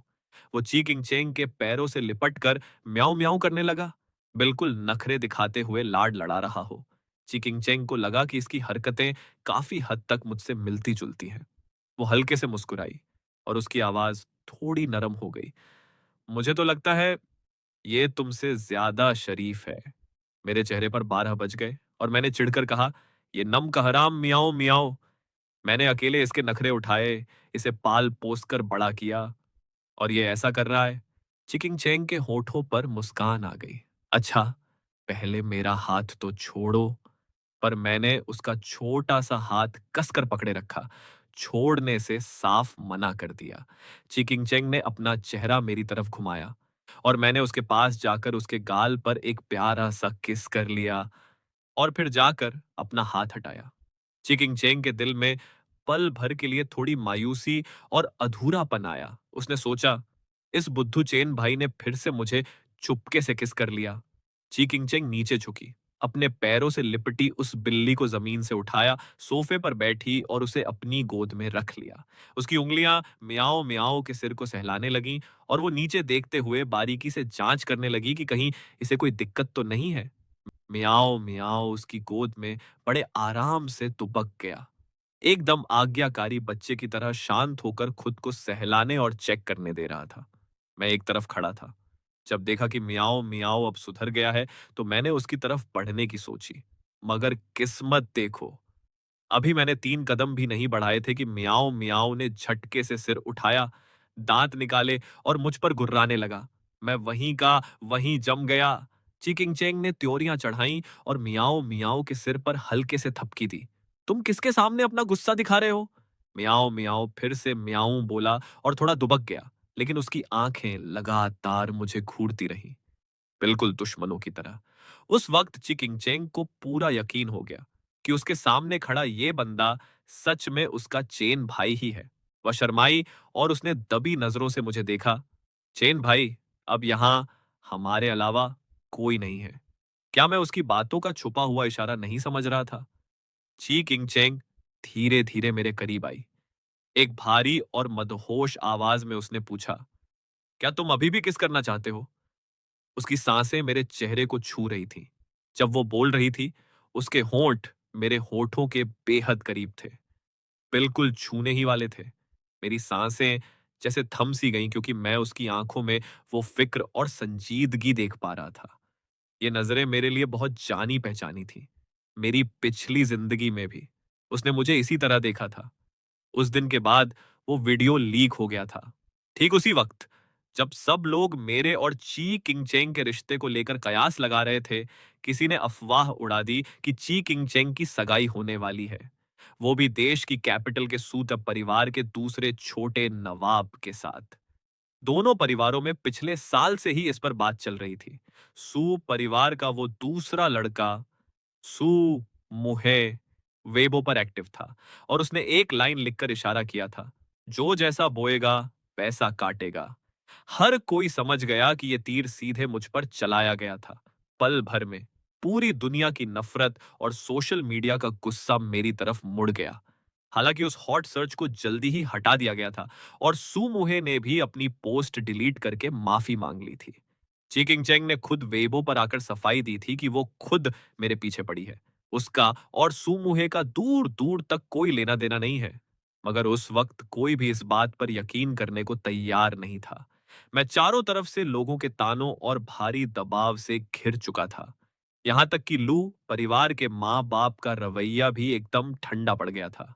शिया मोमो की तो बात ही मत करो। उसकी नजरों में सिर्फ दूरियां और नफरत साफ दिख रही थी। उस दौर में मैं भयंकर दर्द से गुजर रहा था और अपने उस गुस्से को निकालने का कोई जरिया न होने के कारण मैंने वो सारा गुबार चिकिंग चैंग पर निकाल दिया था। उस वक्त भी उसने मुझे बिल्कुल इसी तरह देखा था, पर तब मैंने उसकी इस फिक्र को उसकी चाल समझ लिया था। बहुत वक्त बाद मुझे समझ आया कि उन आंखों की वो जिद और वो नरमी दरअसल वो प्यार था जिसे उसने इतने सालों से छुपा कर रखा था। वो मुझसे बहुत बहुत लंबे समय से मोहब्बत करती थी। चीकिंग चेंग ने मुझे अचानक ख्यालों में खोया देखा, तो उसने अपने होंठ सिकोड़ते हुए पूछा, क्या अब तुम्हारा किस करने का मन नहीं है? मैं तुरंत ख्यालों से बाहर आया, मेरे हाथ खुद ब खुद उसे गले लगाने लगे। नहीं, ऐसी बात नहीं है। ओह! तो क्या तुम मुझे किस करने वाले हो? उसकी आवाज में एक अनजानी सी हया थी। मैं खुद आगे बढ़कर चेन भाई को मौका दे रही हूं। उसकी इस बात ने मेरे कान तक लाल कर दिए। लेकिन ठीक उसी पल मुझे अपनी पिछली जिंदगी के हादसे याद आ गए और मुझे लगा कि पहले इस बारे में सब कुछ साफ कर लेना चाहिए। मैंने अपना हाथ उठाया और उसे धीरे से पीछे धकेला। जब उसने हैरानी और थोड़े गुस्से वाले चेहरे से मुझे देखा, तो मैंने सीधे सीधे पूछ लिया, क्या तुम्हारी और सू मुहे की सगाई होने वाली है? ची किंगचेंग सन्नाटे में आ गई। ये सू मुहे कौन है? मैंने मन ही मन खुद को बेबस महसूस किया। असल में पिछली जिंदगी में उसने मुझे एक बार समझाया था। उसका और सुमोहे का कोई चक्कर नहीं था। पहले उसके घर वालों ने बस एक बार मिलने का इंतजाम किया था और उसने तभी उसे साफ मना कर दिया था। बात बस इतनी थी कि आज ची किंगचेंग और मैं हॉट सर्च पर छाए हुए थे। इस वक्त हर कोई हमारे रिश्ते के मजे ले रहा था। भले ही इस बार मुझे किसी ने फंसाया नहीं था, लेकिन पिछली जिंदगी के हिसाब से देखा जाए तो कल सुबह ची किंगचेंग और सू मुहे की सगाई की खबर हॉट सर्च पर टॉप पर होने वाली थी और सू मुहे फिर से पोस्ट डालने वाला था। इसलिए इस बार मुझे यह मामला पहले ही संभालना था। मैं रायता फैलने का इंतजार नहीं कर सकता था। आज के जमाने में लोग कांड होने के बाद की सफाई पर यकीन नहीं करते। मैंने उसे देखते हुए याद दिलाया, सू परिवार का वो दूसरा लड़का, सू मुहे, जो इसी साल की शुरुआत में विदेश से लौटा है। क्या तुम दोनों ब्लाइंड डेट पर नहीं गए थे? और तुम अब भी कहती हो कि तुम उसे नहीं जानती। वैसे देखा जाए तो जब ची किंग चेंग और सू मुहे उस ब्लाइंड डेट पर मिले थे, तब मैं इत्तेफाक से वहीं था। वो एक रेस्टोरेंट के प्राइवेट रूम से सू मुहे के साथ कंधे से कंधा मिलाकर बाहर आ रही थी। मैं दूर खड़ा उसे घूर रहा था और मन ही मन कोस रहा था कि ये लड़की मुझे हर जगह क्यों मिल जाती है। ऊपर से एक हैंडसम लड़के के साथ घूम रही है। मुझे सच में बहुत बुरा लगा था। अब जाकर मुझे समझ आ रहा है कि वो दरअसल जलन थी। वो तो ब्लाइंड डेट पर थी और आज देखो, वो ऐसे अनजान बन रही है जैसे उसे पता ही ना हो कि वो कौन था। मैंने तुरंत अपना हाथ पीछे खींच करना चाहा तो ची किंगचेंग ने मुझे लाड से मनाते हुए कहा, मेरे प्यारे चेन भाई। फिर उसे अचानक याद आया, क्या तुम उस सू द सेकंड की बात कर रहे हो? मेरा दिल खट्टा हो गया। सू द सेकंड? बड़े प्यार से बुला रही हो उसे। उसे तुम सू द सेकंड कहती हो और मुझे पूरे नाम से बुलाती हो। चिकिंग चैंग ने बेबसी से सफाई दी। हर कोई उसे यही बुलाता है। मुझे तो उसका असली नाम तक नहीं पता।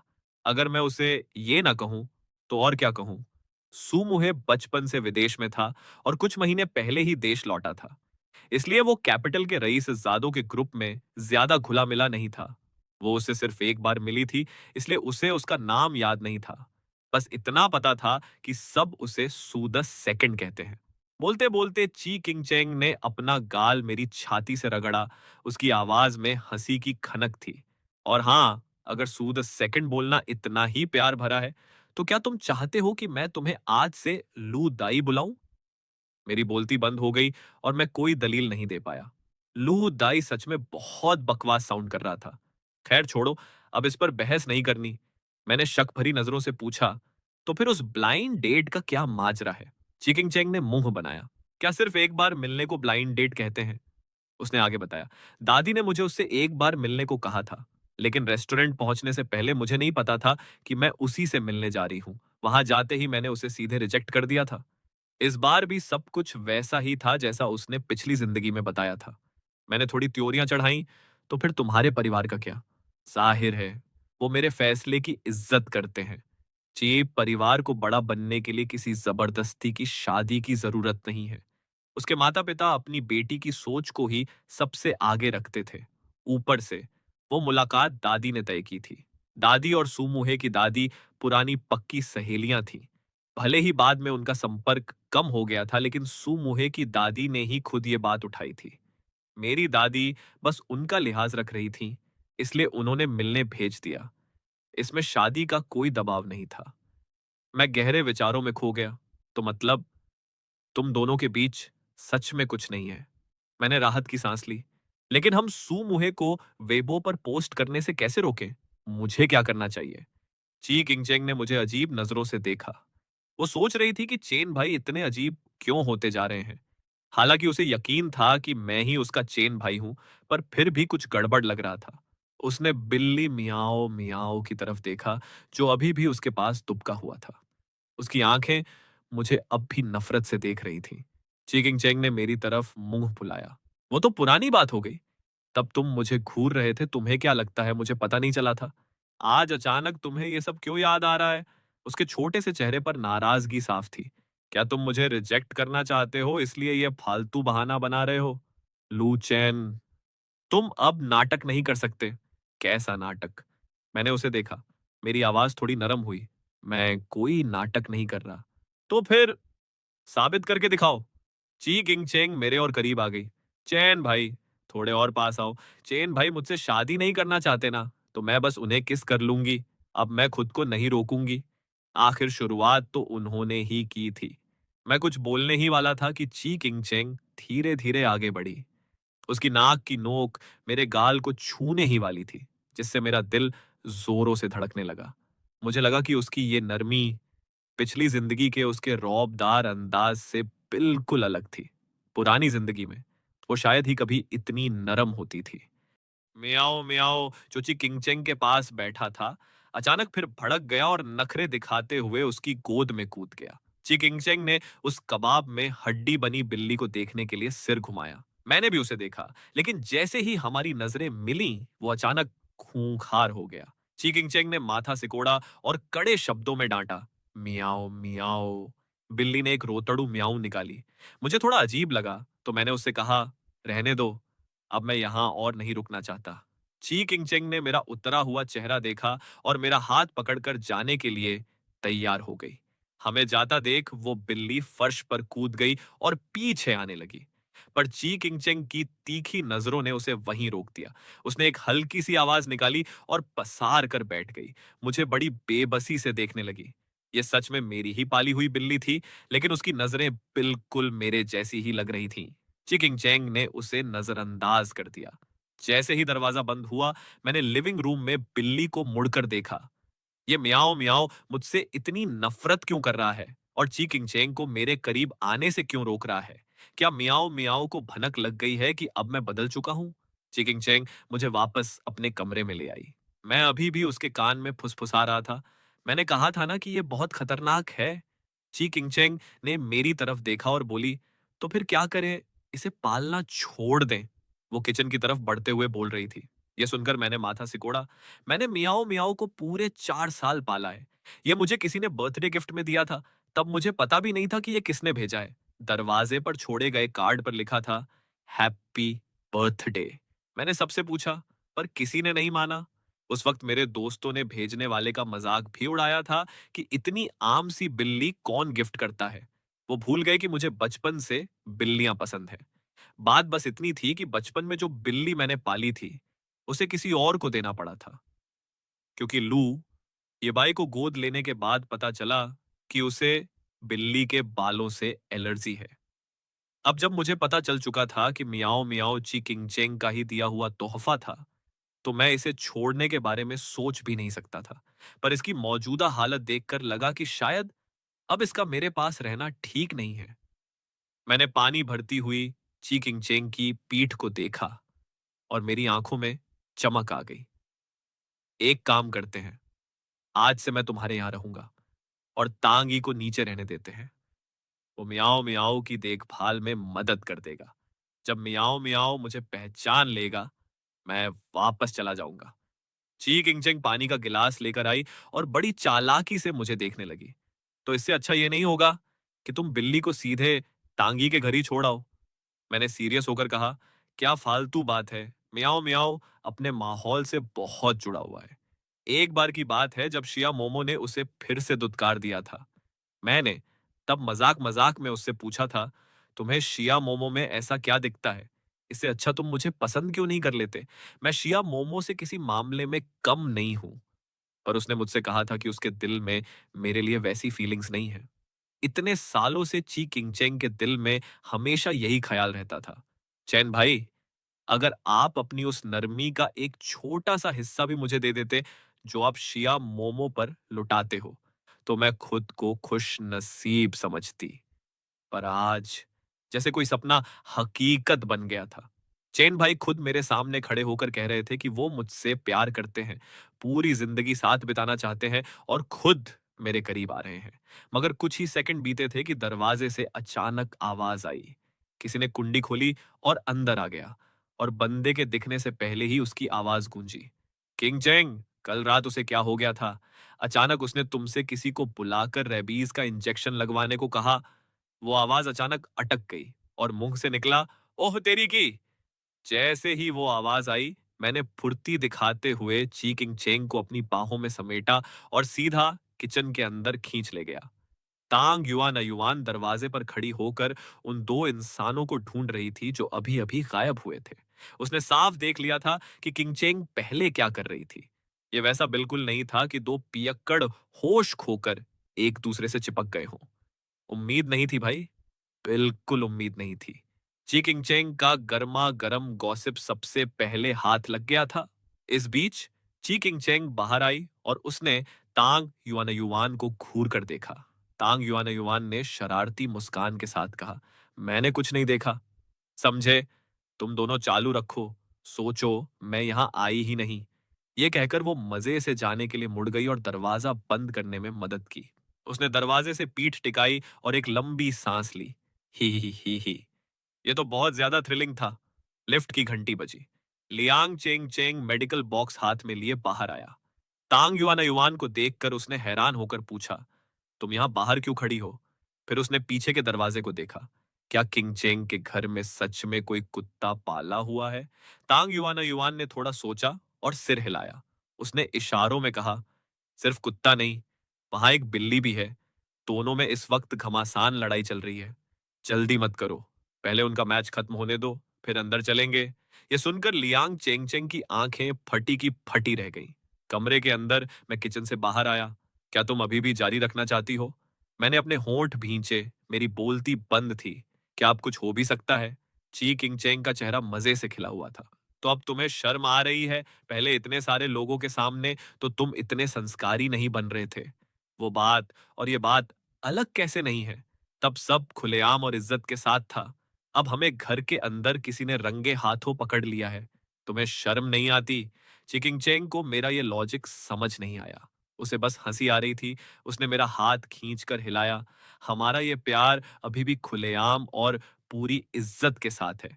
क्या हम कोई चोरी छिपे चक्कर चला रहे हैं? मैंने अड़ियल रुख अपनाते हुए दबी आवाज में कहा, मुझे तो लग रहा है कि हम सच में चोरी छिपे चक्कर चला रहे हैं। ची किंगचेंग को मेरे इस अजीब लॉजिक पर हंसी आ गई। तो लू चैन, तुम इस बात को जग जाहिर नहीं करना चाहते हैं ना? ये कहते ही उसकी आंखों की चमक थोड़ी मद्धम पड़ गई। चेन भाई का अभी भी हमारे रिश्ते को पब्लिक करने का कोई इरादा नहीं है। वो बस मुझे बहला रहे हैं। मैंने फिर सिर हिलाया। मैं नहीं, तुम नहीं चाहती। साफ बात है, जब मैं सबके सामने तुम्हारे करीब आना चाहता था, तब तुम भाव खाकर मुझे दूर धकेल देती थी। लेकिन अकेले में तुम फुल एक्टिव हो जाती हो। क्या ये तुम्हारी तरफ से छुपाने की कोशिश नहीं है? मैंने अपना सिर झुकाकर उसे देखा। देखो, जब हम बाहर होते हैं तुम मुझे पास नहीं आने देती। खुद ही सोचो, आज बाहर तुमने मुझे कितनी बार झिड़का है। जी, किंग चैंग ने उम्मीद नहीं की थी कि मैं इस तरह विक्टिम कार्ड खेल जाऊंगा। आज सुबह जब मैं उससे मिला था, तो मेरे चेहरे पर साफ चिढ़ थी। पर रात होते होते पासा पलट गया और मैं खुद उसके करीब आ रहा था। मेरी क्या मजाल कि मैं खुद आगे बढ़कर प्यार जताऊं। जी, किंग चैंग इस बात पर सच में हंस पड़ी। उसने सीधे अपना हाथ मेरे हाथ में डाला और अपना छोटा सा चेहरा उठाकर मुझे घूरने लगी। तो तुम्हारा मतलब है कि मैं उन्हें अभी अंदर बुला लूं और फिर उनके सामने ही हम अपना काम जारी रखें? क्यों? ठीक है फिर। मेरे कुछ बोलने से पहले ही चिकिंगचेंग ने हामी भर दी। ये कहकर उसने मेरा हाथ छोड़ दिया। मैं थोड़ा हैरान रह गया और जब मैंने सिर घुमाया तो वो पहले ही लिविंग रूम की तरफ बढ़ चुकी थी। असल में उसे भरोसा था कि मैं तांग युआन युआन के सामने कुछ करने की हिम्मत नहीं करूंगा। पर मैंने भी उसे दरवाजा खोलने से नहीं रोका। आखिर मेहमानों को बाहर खड़ा रखना बदतमीजी होती। मैंने वही पानी का गिलास उठाया और पूरा कटक गया। उधर चिकिंगचेंग ने दरवाजा खोल दिया था। अंदर आ जाओ। लियांग चेंगचेंग अभी भी पूरी तरह से ब्लैंक था। उसे समझ नहीं आ रहा था कि तांग युआन युआन की बिल्ली और कुत्ते वाली कहानी का असली मतलब क्या था। उसने अजीब शक्ल बनाए खड़ी तांग युआन युआन को देखा और मेडिकल बॉक्स संभाले कौतूहल से अंदर झांका। फिर ची किंग चेंग को देखकर उसने कहा, युआन युआन कह रही थी कि तुम्हारे घर में कुत्ता बिल्ली लड़ रहे हैं। तुमने इन्हें पालना कब से शुरू कर दिया? तभी उसकी नजर लिविंग रूम में मुझ पर पड़ी और उसे बहुत देर बाद तांग युआन अयुआन के इशारे का असली मतलब समझ आया। तांग युआन अयुआन जो अभी भी दरवाजे के बाहर खड़ी थी, जोर से हंस पड़ी और उसके पीछे पीछे अंदर आ गई। इस बार जब उसने मुझे देखा तो उसकी मुस्कान देखने लायक थी। नमस्ते जीजा जी। हम तीनों ने एक साथ तांग युआन युआन की तरफ देखा। लियांग चेंग चेंग ने उसे अविश्वास से देखा, मानो आंखों ही आंखों में पूछ रहा हो, तुमने अभी से जीजा जी बोलना शुरू कर दिया? तांग युआन युआन ने भी नजरों से जवाब दिया, तुम्हें क्या पता। किंग चेंग का चेहरा देखकर ही समझ आता है कि वो फुल सीरियस है। इस साइलेंट मुकाबले में तांग युआन युआन जीत गई। लियांग चेंग चेंग को भी शरीफ बच्चे की तरह सुर में सुर मिलाना पड़ा और वो बोला, नमस्ते जीजा जी। सच कहूं तो अचानक उन दोनों के मुंह से यह सुनना मुझे थोड़ा असहज कर गया, पर मैंने फिर भी तहजीब से जवाब दिया, नमस्ते आप दोनों को। चीकिंग चेंग ने बड़े प्यार से मुझे देखा। वो इस बात से बेहद खुश थी कि उन दोनों ने मुझे किस नाम से पुकारा। तुम दोनों आराम से बैठो, ये कहकर वो मेरी तरफ बढ़ने लगी। तांग युआन युआन ने ज्यादा दिमाग नहीं लगाया और लियांग चेंग चेंग को खींचकर सोफे पर बिठा दिया। लियांग चेंग चेंग ने उत्सुकता से पूछा, किंग चेंग दीदी, क्या तुम्हें रेबीज का इंजेक्शन चाहिए? तभी अचानक तांग युआन युआन ने उसका हाथ जोर से झटका। उसने एक अजीब से टोन में खांसते हुए कहा, तुम क्या बकवास कर रहे हो? लियांग चेंग चेंग ने मुड़कर देखा कि हम दोनों एक दूसरे से चिपक कर खड़े हैं और उसने तुरंत अपना मुंह बंद कर लिया। दरवाजा खोलकर हमें अंदर सिर्फ इसलिए बुलाया ताकि तुम दोनों अपना रोमांस दिखा सको। क्यों? हम दोनों कबाब में हड्डी कुछ ज्यादा ही चमक रहे हैं। वो दोनों हैरान होकर एक दूसरे को देखने लगे। चीकिंग चेंग के इस कदम से दोनों के होश उड़ चुके थे। अब भी तुम्हें लगता है कि मैं इसे छुपाना चाहती हूं? मैंने तेजी से अपना सिर हिलाया। अब बिल्कुल नहीं लगता। तुम सच में बहुत बिंदास और खुले विचारों की हो। ची किंगचेंग के चेहरे पर हल्की सी झेप आ गई। अगर तुम्हें लगता है कि ये काफी नहीं है, तो हम उनके सामने लिविंग रूम में भी शुरू हो सकते हैं। मैंने तुरंत उसका मुंह हाथ से बंद कर दिया। बहुत डरावना ख्याल है। इस लड़की में सच में पिछली जिंदगी जैसा ही शरारती मिजाज कूट कूट कर भरा था। बस करो, बहुत हो गया। ची किंग चेंग और मैंने 2 सेकंड के लिए एक दूसरे को देखा और मुझे अपनी हथेली पर कुछ बहुत ही कोमल सा महसूस हुआ। मैंने झटका खाकर अपना हाथ ऐसे पीछे खींचा जैसे जल गया हूं और पूरी तरह घुटने टेक दिए। हूं, मुझे लगता है तुम्हें पहले रैबीज का इंजेक्शन लगवा लेना चाहिए। ची किंग चेंग ने मुझे बाथरूम की तरफ खींचा। पहले जाकर नहा लो। इंजेक्शन लगने के बाद तुम नहा नहीं पाओगे। मैं अवाक रह गया, लेकिन मेरे पास तो ची किंग चेंग समझ गई कि मैं क्या कहने वाला हूं। बाथरूम में नए तौलिए और सामान रखे हैं और जहां तक कपड़ों की बात है, मैं नीचे जाकर तुम्हारे लिए ले आती हूँ। वो बाथरूम के अंदर चीजें सेट करने चली गई। तुम नहाना शुरू करो, मैं कपड़े लाकर दरवाजे पर टांग दूंगी। मैंने सिर हिलाया और उसे याद दिलाया, प्लीज मेरे लिए 2-3 सेट ले आना। ची किंगचेंग प्यार से मुस्कुराई। ठीक है, ये कहकर वो मुड़ी और बाहर चली गई, मुझे अकेला छोड़ दिया। जब वो वापस लिविंग रूम में आई तो वो दोनों सोफे पर सटकर बैठे थे और उसे अजीब नजरों से देख रहे थे। ची किंगचेंग रुकी। अपने चेहरे पर शांति बनाए रखते हुए उसने पूछा, क्या देख रहे हो तुम दोनों? लियांग चेंगचेंग ने लाचारी से सिर हिलाया। तांग युआन युआन ने अपनी भौहें उचकाई और बोली, किंग चेंग, मुझे अंदाजा नहीं था कि तुम्हारा ऐसा रूप भी देखने को मिलेगा। हा हा। ची किंग चेंग अपनी सहेलियों के सामने शायद ही कभी शर्माती थी। कुछ खास नहीं है। जब तुम्हें कोई बॉयफ्रेंड मिलेगा, तुम भी ऐसी ही हो जाओगी। तांग युआन युआन ने मुंह बनाया। मैं भला तुम्हारी तरह कैसे हो सकती हूँ? ची किंग चेंग दरवाजे की तरफ बढ़ी। उसका टोन मजे लेने वाला था। जियांग परिवार के उस छोटे नवाब के मामले में क्या तुम ऐसी नहीं हो? चलो फिर बढ़िया है। अब तुम्हें उसकी कोई खबर देने की जरूरत नहीं है। तांग युआन युआन तुरंत सोफे से उछलकर खड़ी हुई और ची किंग चेंग के पास आकर नखरे दिखाने लगी। किंग चेंग, क्या तुम्हारे पास जियांग फैन की कोई खबर है? ची किंग चेंग मुस्कुराई और बोली, युआन युआन, तुमने ही तो कहा था कि तुम मेरी जैसी नहीं हो। फिर तुम्हें उसकी खबर क्यों चाहिए? एक जैसी हैं। तुम और मैं बिल्कुल एक जैसी हैं। मेरी प्यारी किंगचैंग, प्लीज जल्दी से मुझे उसकी खबर दे दो। ची किंगचेंग दरवाजे पर रुकी और उसे एक गहरा लुक दिया। पोर्ट सिटी, जाओ उसे वहीं ढूंढो। तांग युआन युआन ने अपनी नौटंकी छोड़ी और सीरियस होकर बोली, थैंक यू किंग चैंग। ये कहते ही वो तुरंत वहां से रफू चक्कर हो गई। एक सेकंड भी नहीं रुकी। सोफे पर बैठा लियांग चेंग चेंग कुछ देर चुप रहा, फिर शक के साथ पूछा, क्या जियांग परिवार का वो बंदा सच में पोर्ट सिटी में है? हाँ, वो आज दोपहर को ही पोर्ट सिटी पहुंचा है और मुझे इसकी पक्की खबर मिली है। लेकिन सच कहूं तो लिफ्ट में जा चुकी तांग युआन युआन को देखकर तरस आता है, क्योंकि अफवाह है कि वो अपनी नई गर्लफ्रेंड के साथ पोर्ट सिटी गया है। लियांग चेंग चेंग ने माथा सिकोड़ा। तो फिर युआन युआन का क्या होगा? ची किंगचेंग का लहजा एकदम शांत था। अगर वो उसे वापस पा सकती है तो ये उसकी काबिलियत है, अगर नहीं तो उसे हकीकत का सामना करना पड़ेगा। आखिर ये रायता उसी का फैलाया हुआ है, उसी ने उसे भगाया था, तो वो किसी और को दोष नहीं दे सकती।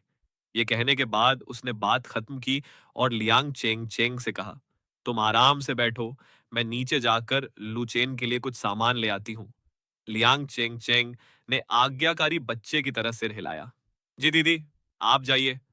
ची किंगचेंग नीचे गई और जैसे ही उसने दरवाजा खोला, घर की बिल्ली दौड़ कर आई और म्याऊं म्याऊं करते हुए लाड लड़ाने लगी। ची किंगचेंग ने झुककर उसका सिर सहलाया और लाड से पूछा, तुम चेन भाई पर इतना गुस्सा क्यों निकाल रहे थे? बिल्ली के पास कोई जवाब नहीं था। वो बस अपना सिर उसकी हथेली से रगड़ती रही। ची किंगचेंग ने ठंडी सांस ली और उसके सिर पर थपकी दी। मेरे सामने नखरे दिखाने का कोई फायदा नहीं है। कल मैं किसी को बुलाकर तुम्हारे नाखून कटवा दूंगी। ये कहकर वो सीधे बेडरूम की तरफ चली गई। मियाओ मियाओ भी उसके पीछे पीछे चल दिया। ऊपर और नीचे के फ्लोर का नक्शा बिल्कुल एक जैसा था। वो रास्ता अच्छे से जानती थी। उसने मास्टर बेडरूम ढूंढ निकाला, दरवाजा खोला, लाइटें जलाईं और सीधे वॉक इन क्लोजेट में घुस गई। ची किंगचेंग ने क्लोजेट में रखे मुट्ठी भर कपड़ों को देखा। उसकी भौहें थोड़ी सिकोड़ गईं। पहले मैंने कभी चेन भाई को एक कपड़ा दोबारा पहनते नहीं देखा था। इस महीने में उनसे जितनी बार मिली, वो बार बार इन्हीं गिने चुने कपड़ों में नजर आ रहे थे। ची किंगचेंग ने मेरे लिए एक नाइट सूट निकाला और एक दराज खोली।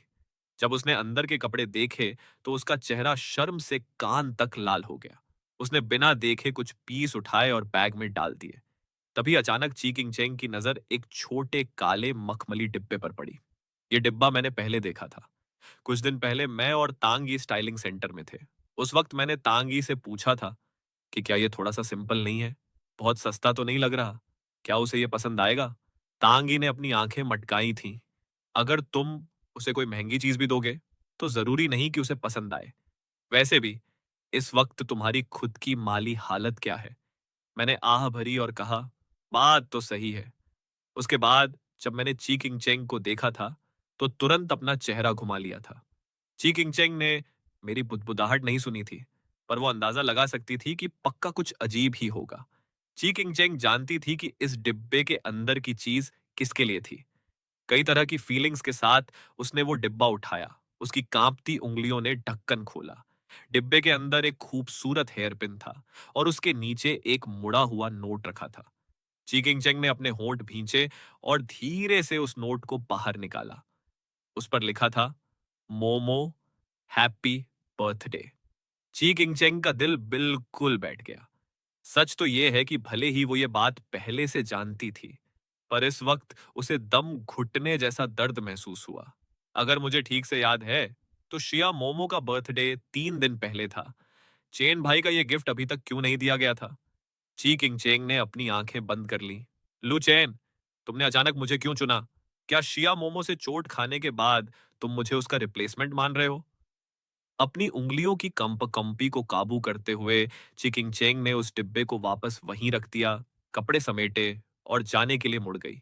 जब वो ऊपर के बेडरूम में आई, तो बाथरूम से पानी गिरने की आवाज अभी भी आ रही थी। चिकिंगचेंग ने कपड़ों का बैग दरवाजे के कुंडे पर लटकाया और दरवाजा खटखटाया। तुरंत ही पानी की आवाज बंद हो गई। मेरी साफ आवाज अंदर से आई, किंगचेंग, तुम हो क्या? ची किंगचेंग बोली। उसकी आवाज में एक अजीब सी उदासी थी। मैंने तुम्हारे कपड़े दरवाजे पर टांग दिए हैं, थोड़ी देर में खुद ले लेना। मैंने जवाब दिया, मेरा नहाना बस खत्म ही होने वाला है। ची किंग चेंग ने धीरे से कहा, कोई जल्दी नहीं है। वो कुछ और कहना चाहती थी, पर आखिरकार उसने अपनी नजरें झुकाई, मुड़ी और बाहर चली गई। थोड़ी देर बाद मैं बाथरूम से बाहर आया और ची किंग चेंग के बगल में बैठ गया, ताकि लियांग चेंग चेंग मुझे रैबीज का इंजेक्शन लगा सके। ची किंग चेंग मेरे पास बैठी थी, और सुई को मेरी बांह में जाते देख उसका माथा सिकुड़ गया। उस हल्के से दर्द ने उसे भी असहज कर दिया था। ची किंग चेंग की नजरें थोड़ी घूमी। लियांग चेंग चेंग अब वहां एक पल भी रुकने की हालत में नहीं था। एक सिंगल लौंडे के तौर पर वो इस अजीब माहौल को तुरंत भांप गया था। इसलिए उसने क्या सावधानी रखनी है और अगला इंजेक्शन कब लगना है, ये बताकर फटाफट वहां से विदा ली। मैंने अपना सिर उठाकर ची किंग चेंग की तरफ देखा। हमारी नजरें मिली। मैंने शक के साथ पूछा, किंग चेंग, तुम्हें क्या हुआ है? उसका मूड खराब लग रहा था। साफ बात थी, मेरे नहाने जाने से पहले तक तो सब कुछ एकदम चकाचक था। ची किंगचेंग ने मुझे कोई सीधा जवाब नहीं दिया। मैंने उसे देखा। क्या बात है? उसने अपने हाथ मेरे गले में डाले, मेरे कान के पास आई और धीरे से पूछा, क्या तुम मुझसे शादी करना चाहते हो? मैं थोड़ा हैरान हुआ। शादी? वो मेरे कान से चिपकी रही। अभी के अभी सगाई, इसी वक्त। अभी के अभी का मतलब? मैं थोड़ा सकपका गया। मतलब पूरी जिंदगी का फैसला इसी वक्त। कल सुबह हम सीधे कोर्ट मैरिज करेंगे। ची किंग चेंग ने मेरे कान पर दबाव बढ़ाते हुए दोबारा हौसले से पूछा, चैन भाई, क्या तुम मुझसे शादी करना चाहते हो? मुझे अचानक याद आया, शादी की बात पिछली जिंदगी में भी किंग चेंग ने कई बार उठाई थी। शुरुआत में मैं उससे बहुत रूखा रहता था। बाद में जब मेरी वैसी हालत हो गई तो मेरा मन और भी हट गया। उसके बाद किंग चेंग ने कभी ये बात नहीं की, बस चुपचाप साए की तरह मेरे साथ बनी रही। लेकिन मुझे एक बार उसकी स्टडी रूम की दराज में कस्टमाइज्ड डायमंड रिंग्स का एक जोड़ा मिला था। मैंने एक बार चुपके से उन्हें पहनकर देखा था। वो मेरे हाथ में एकदम फिट आई थी। मेरी खामोशी देखकर ची किंग चेंग की सांसें जैसे अटक गईं। कमरा इतना शांत था कि दिल की धड़कनें साफ सुनाई दे रही थी। उसकी आवाज में थोड़ी मायूसी घुली थी। चेन भाई का मन नहीं है? बिल्कुल नहीं, मैं तो पूरी तरह तैयार हूं। ची किंग चेंग ने आखिरकार मुड़कर सीधे मेरी आंखों में झांकने की हिम्मत दिखाई। मैं बहुत खुश हूं। मैंने उसे गोद में उठाया और अपनी जगह पर गोल गोल घुमा दिया। किंग चेंग, मैं तुमसे बहुत प्यार करता हूँ। क्या तुम सच में मुझसे शादी करना चाहती हो? ची किंग चेंग का दिल भारी हो गया। अगर मैं चेन भाई को बचपन से इतना अच्छे से न जानती कि वो मुझसे कितनी चिढ़ते थे, अगर मैंने 2 दिन पहले वो न दिया हुआ हेयर पिन न देखा होता, तो मैं आज सच में इस बात पर यकीन कर लेती। कितने बड़े झूठे हैं। कौन कहता है कि चेन भाई की एक्टिंग खराब है? साफ दिख रहा है कि वो ऑस्कर लेवल का नाटक कर रहे हैं। लेकिन ये सब झूठ जानते हुए भी ची किंग चेंग इस वक्त पूरी तरह पिघल चुकी थी, जैसे उसने शहद पी लिया हो। उसने मुंह फुलाया, चेन भाई, अपनी कही हुई बातें याद रखना। अगर मुझे पता चला कि आपने मुझसे झूठ बोला है, मैंने मजे लेते हुए पूछा, तो फिर क्या करोगी? तो मैं तुमसे ऐसे चिपक जाऊंगी कि आधा कदम भी दूर नहीं होने दूंगी। हर सिंगल दिन तुम्हारे साथ साए की तरह रहूंगी। हा हा। मेरा दिल खुशी से बल्लियों उछल पड़ा। इस वक्त वो सच में वैसी ही ची किंग चेंग बनती जा रही थी जिसे मैं जानता था। जहां ची किंग चेंग को लगा कि मैं उसकी बातों से डर जाऊंगा, वहीं मेरे चेहरे पर एक बड़ी सी मुस्कान आ गई। चलो, मंजूर है? फिर मैंने उत्सुकता से आगे पूछा, लेकिन तुमने कहा कि हमारी सगाई अभी हो रही है, सुबह होने वाली है। तैयारी कैसे होगी? जब तक चेन भाई राजी हैं, सब कुछ वक्त पर हो जाएगा। ची किंग चेंग ने फटाफट कुछ फोन घुमाए। करीब 1 घंटे बाद तरह तरह के कपड़ों और ज्वेलरी के शॉपिंग बैग से पूरा लिविंग रूम भर गया। उसने संतुष्टि के साथ अपने होंठ सिकोड़े और बोली, इट्स जस्ट ए शेम, बहुत रात हो चुकी है। कल मैं और सामान मंगवा लूंगी। ये सब तुम्हारी पसंद के कस्टमाइज्ड आइटम्स हैं। एक सेट चुनकर ट्राई करो, कल फोटो खिंचवाने के काम आएगा। मैंने बुद्धुओं की तरह हामी भरी। चिकिंग चेंग सफेद ड्रेस बदलने कमरे में चली गई। मैंने उन बैग्स में से उसी के मैचिंग कलर का एक सूट निकाला, जो बिल्कुल कस्टमाइज्ड कपल्स आउटफिट लग रहा था। दरवाजे की घंटी बजी और ची किंग चेंग ने मेरे पास आकर मुझे एक हल्का सा किस किया। मैंने उसकी तरफ थोड़ी मस्ती से देखा।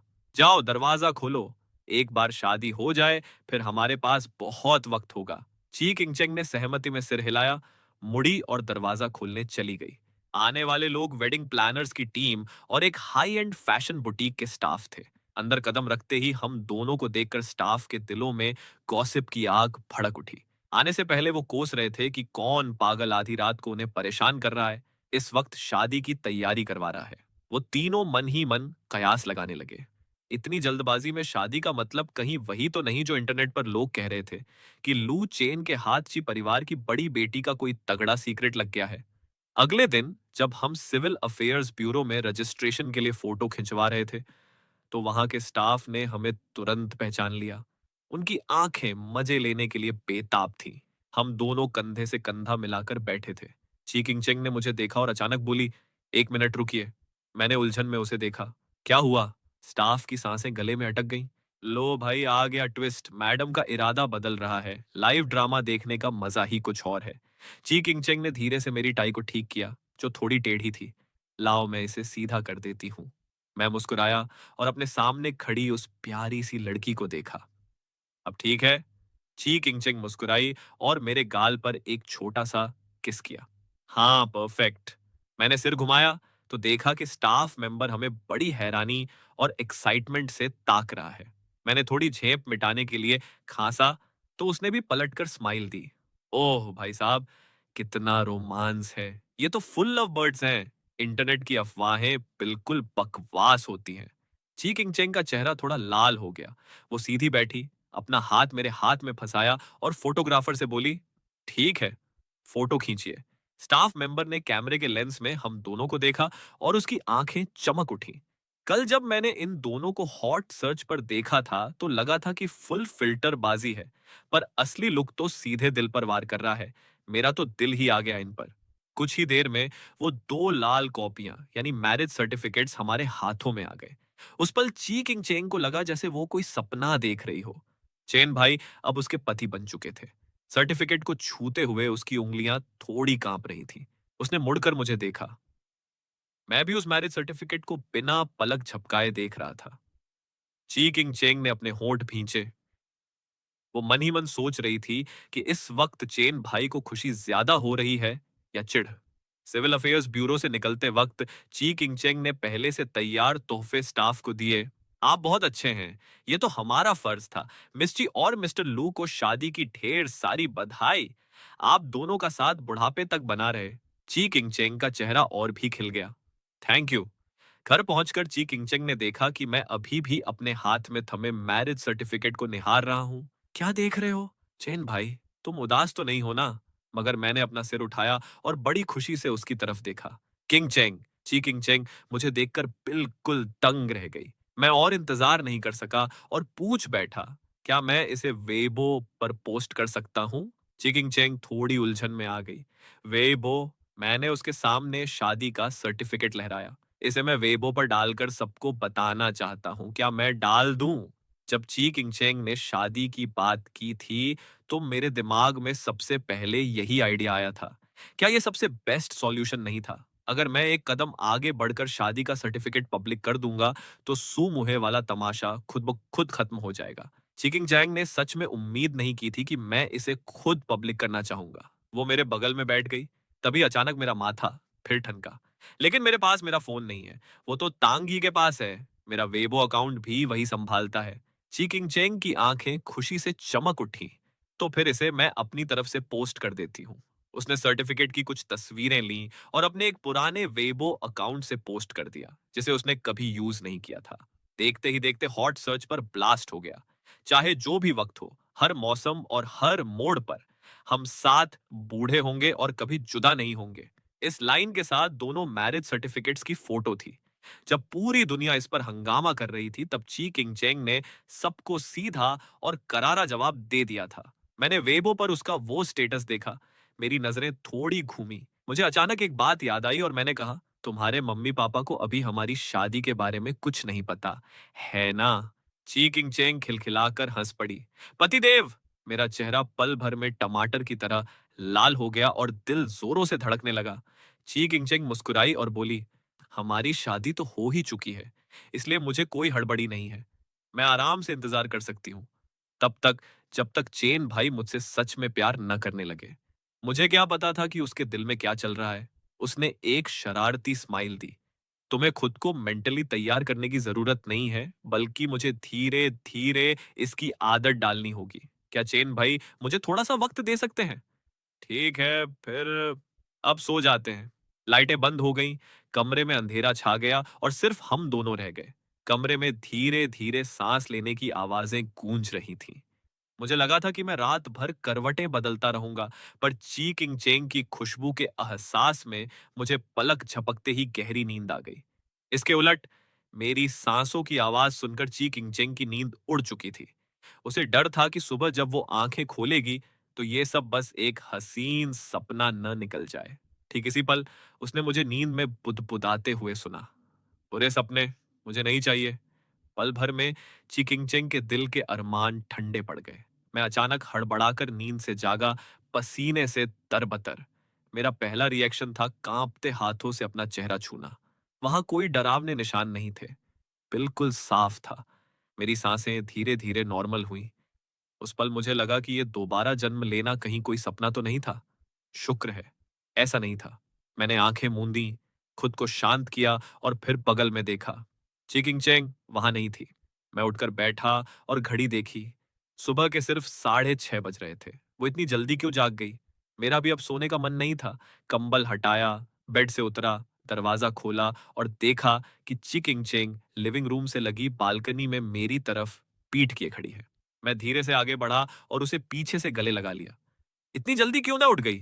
वो पल भर के लिए थोड़ा ठिठकी और कुछ सेकंड बाद मुड़ी। तुम थोड़ी देर और क्यों नहीं सोए? उसने अपने हाथ मेरी कमर पर कस लिए। मैंने उसका उतरा हुआ चेहरा देखा और फिक्र से पूछा, क्या तुम रात को ठीक से सोई नहीं? चीकिंग चेंग ने कोई जवाब नहीं दिया, बस सीधे मेरी आंखों में देखते हुए पूछा, और चेन भाई, क्या तुम्हें अच्छी नींद आई? ये सुनकर मुझे थोड़ा अजीब लगा। मैंने सिर हिलाया। नहीं, ठीक से नहीं सो पाया। चीकिंग चेंग ने अपने होंठ भींचे। क्यों? मैंने अपना सिर पकड़ा। मुझे एक बहुत बुरा सपना आया। चीकिंग चेंग ने मुझे देखा और धीमे से पूछा, कैसा सपना? मैंने गहरा माथा सिकोड़ा। समझ नहीं आ रहा था कि कैसे बताऊं। मैंने सपना देखा कि पिछली जिंदगी में जब मैं घर गया तो शिया मोमो मेरा इंतजार कर रही थी। मुझे आते देख वो मुझसे बहस करने लगी। मैंने कहा कि वो वाइन का गिलास मुझे उसी ने दिया था, पर वो साफ मुकर गई। शिया मोमो ने हाथ में आई हर चीज मुझ पर फेंकनी शुरू कर दी। शिया मोमो, रुक जाओ। ये सोचते ही मैंने ची किंगचेंग को और कसकर पकड़ लिया। ची किंगचेंग ने मेरी पीठ थपथपाई। सब ठीक है, वो बस एक सपना था। लेकिन जी किंग चेंग को इतनी आसानी से बेवकूफ नहीं बनाया जा सकता था। उसने मेरे शरीर का तनाव महसूस कर लिया था, और जब उसने मेरे नींद में बुदबुदाए शब्दों पर गौर किया तो लगा कि मेरी आवाज में एक अजीब सा डर और असुरक्षा थी। बात बस इतनी थी कि पहले उसके गुस्से और जलन ने उसकी अक्ल पर पर्दा डाल दिया था, इसलिए उसने ध्यान नहीं दिया। ची किंग चेंग ने कांपती आवाज में मेरा नाम पुकारा, चैन भाई। फिर भारी आवाज में पूछा, क्या शिया मोमो ने तुम्हारे साथ कुछ बहुत बुरा किया था? मुझे समझ नहीं आ रहा। क्या? चिकिंग चेंग ने अपना हाथ उठाकर मेरे चेहरे को सहलाया। क्या शिया मोमो ने तुम्हारे साथ कुछ किया था? उसके इस सवाल ने मुझे पुरानी जिंदगी की याद दिला दी। मेरी हिम्मत नहीं हुई कि मैं उससे नजरें मिला सकूं। नहीं, वो सब तो पुरानी जिंदगी की बातें हैं। वैसे भी पिछली लाइफ में उसे अपने किए की सजा मिल चुकी है। और जहां तक आज की बात है, शिया मोमो को अब कोई मौका नहीं मिलेगा। ची किंगचेंग के चेहरे पर गहरा दर्द साफ दिख रहा था। उसे डर था कि कहीं मैं उसे देख न लूं, इसलिए उसने अपनी फीलिंग्स को छुपाने के लिए एक लंबी सांस ली। चलो, अच्छा है कि कुछ नहीं हुआ। चिकिंगचेंग ने अपना सिर मेरी छाती में छुपा लिया और कुछ देर बाद अचानक पूछा, आज लू परिवार में एक दावत है, क्या चेन भाई वहां जाना चाहते हैं? इस बात ने तुरंत मेरा ध्यान भटका दिया। लू yibai की जीत की पार्टी? मेरा बिल्कुल मन नहीं है। मैं लू परिवार की शक्लों को दोबारा नहीं देखना चाहता। मेरे लिए वो अब अजनबियों से भी बदतर हैं। ची किंगचेंग ने आंखें उठाई।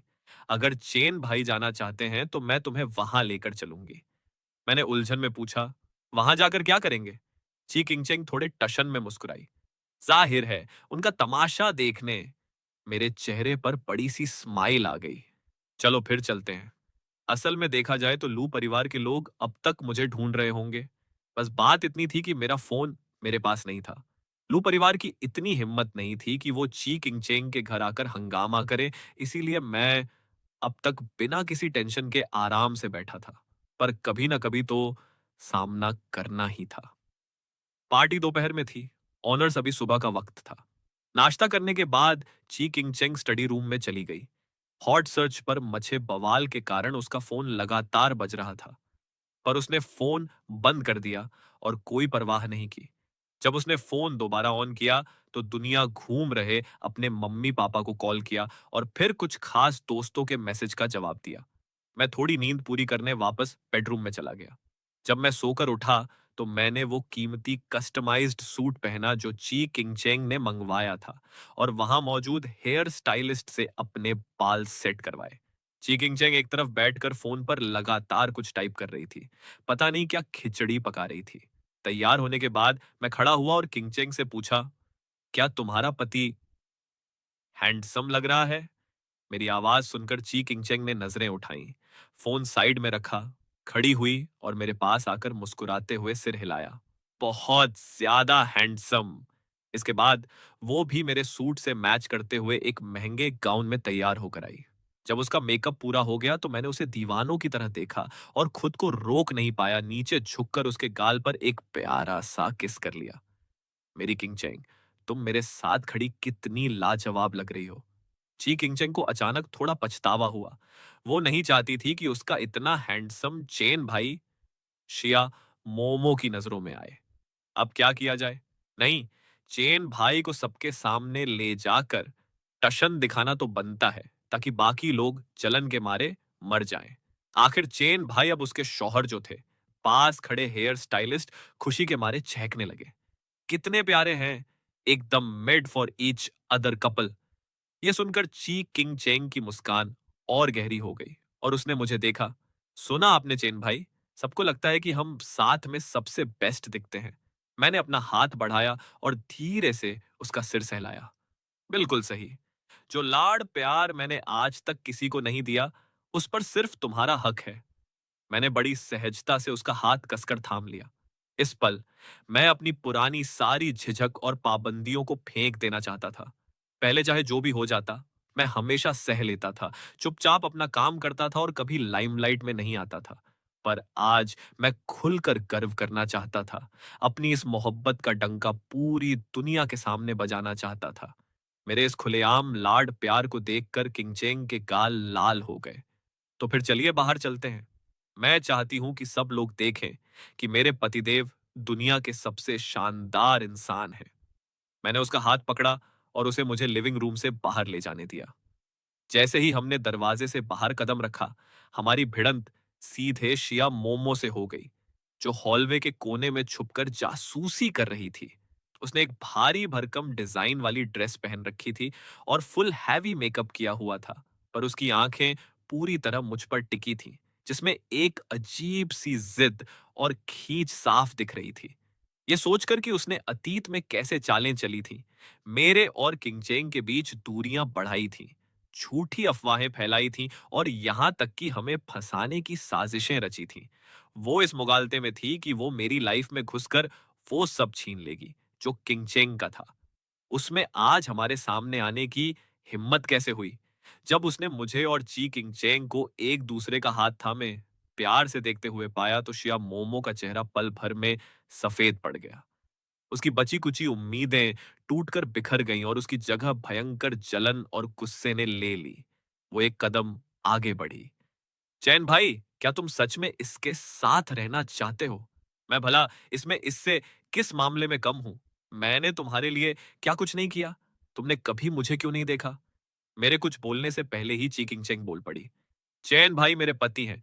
उनके दिल में पहले भी और आज भी सिर्फ मैं ही हूं। तुम्हारी ये सारी चालें और ये पागलपन शुरू से ही पूरी तरह बकवास थे। मैंने आगे बढ़कर किंग चेंग को अपनी छाती से लगा लिया ताकि उसे प्रोटेक्ट कर सकूं। पल भर में मेरी आंखों का सारा प्यार गायब हो गया और उसकी जगह एक कड़क और ठंडी बेरुखी ने ले ली। तुमने जो कुछ भी किया वो कोई त्याग नहीं था, बल्कि वो घटिया हरकतें थीं। मैंने शिया मोमो की तरफ देखा और एक एक शब्द साफ लहजे में कहा, किंग चेंग को बदनाम करने की अफवाहें उड़ाना, उसे नुकसान पहुंचाने की साजिशें रचना, हमारे बीच दूरियां पैदा करना और यहां तक कि दूसरों को पैसे देकर हमारे रिश्ते पर कीचड़ उछालना। मुझे तुम्हारी एक एक करतूत अच्छे से पता है। पहले मैंने एक्शन इसलिए नहीं लिया क्योंकि मैं किंग चेंग को इन गंदे पंगों में नहीं घसीटना चाहता था। पर इसका मतलब ये नहीं कि मैं तुम्हारी इस घटिया सोच को बर्दाश्त करूंगा। शिया मोमो का चेहरा बिल्कुल बेजान हो गया। वो बहाने बनाना चाहती थी, पर तभी पीछे से आ रहे स्टाफ के ग्रुप ने उसे टोक दिया। जिन लोगों को उसने पहले पैसे देकर अफवाहें फैलवाई थीं, उन सब ने अब आकर खुद पूरा सच उगल दिया था। सबूत बिल्कुल साफ थे। उसकी एक-एक गंदी चाल सबके सामने आ चुकी थी। जो इज्जत उसने इतनी मेहनत से बनाई थी, वो मिट्टी में मिल गई और नाम बदनाम हो गया। जिन कड़ियों के दम पर वो उड़ रही थी, वो सब बिखर गईं।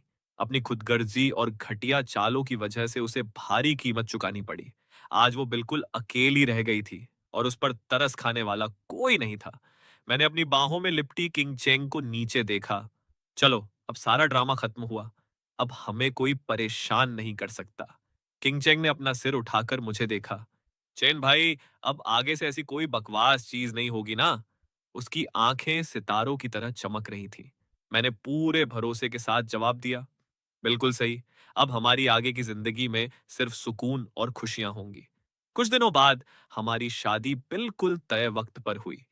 वेडिंग वेन्यू पर ताजे फूल खिले हुए थे और गुनगुनी धूप पूरे माहौल को एक आलीशान और सुकून भरा एहसास दे रही थी। हर वो इंसान जिसने कभी हमारा भला चाहा था और वो सच्चे दोस्त जो दिल से हमें दुआएं देना चाहते थे, सब वहां मौजूद थे। वहां वो दोस्त भी थे जिन्होंने हमेशा चुपचाप हमारा साथ दिया और सही वक्त पर हमारी मदद के लिए खड़े हुए।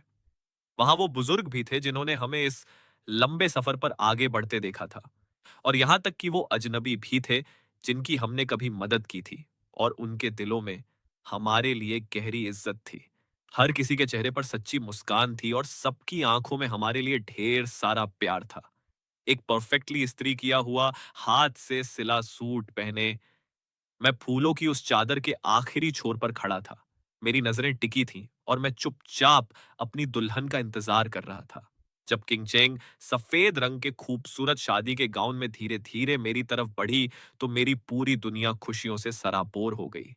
आसपास की हर चीज जैसे धुंधली हो गई। सिर्फ वही रोशनी की इकलौती किरण थी। एक एक कदम बढ़ाकर वो मेरी तरफ आ रही थी। उसकी आंखों में जैसे पूरी कायनात का प्यार सिमटा हुआ था। मैंने आगे बढ़कर उसका हाथ थाम लिया। मेरी आवाज में एक ठहराव और मजबूती थी। पहले मैं अकेला ही हर मुश्किल से लड़ता था। दुनिया की कड़वाहट और इंसानों के बदलते रंग देखता आ रहा था। मुझे लगा था कि मेरी आगे की लाइफ बस अकेलेपन में कट जाएगी। पर जब तुम मिली, तो तुमने मुझे प्यार सिखाया, मुझे एहसास कराया कि किसी का साथ होना क्या होता है। तुमने मुझे बताया कि किसी को खास समझना और जिंदगी का पूरा होना क्या है। आज मैं तुम्हें अपनी पत्नी के रूप में अपना रहा हूं। अब से हर दिन और हर रात मैं पूरी जिंदगी तुम्हारी हिफाजत करूंगा, तुम्हें अपनी पूरी मोहब्बत दूंगा, कभी तुम्हारा साथ नहीं छोड़ूंगा और तुम्हें कभी निराश नहीं करूंगा। चिकिंग चेंग की आंखें थोड़ी नम हो गईं। आगे की पूरी जिंदगी सामने थी। जब तक चेन भाई उसके साथ थे, वो दोनों हर मोड़ पर एक दूसरे का सहारा बनकर साथ चलने वाले थे। स्टेज के नीचे तालियों की गड़गड़ाहट गूंज उठी। दुआओं और बधाइयों का सिलसिला लगातार चलता रहा, जो बहुत ही दिल छू लेने वाला था। मैंने अपना हाथ उठाया और किंगचेंग की उंगली में अंगूठी पहनाई और अपनी दुल्हन को कसकर गले से लगा लिया। गुनगुनी धूप हमारे चेहरों को छू रही थी और रंग बिरंगे फूल अपनी छटा बिखेर रहे थे। पूरा वेडिंग हॉल खुशियों से गूंज रहा था। दुनिया की हर खूबसूरत चीज जैसे इसी जगह सिमट आई थी। सारे संकट दूर हो गए। सब कुछ बहुत बढ़िया रहा और अब से किंग चेंग और मैं जिंदगी भर के लिए एक दूजे के हो चुके हैं। सुकून भरे साल और एक मुकम्मल जिंदगी।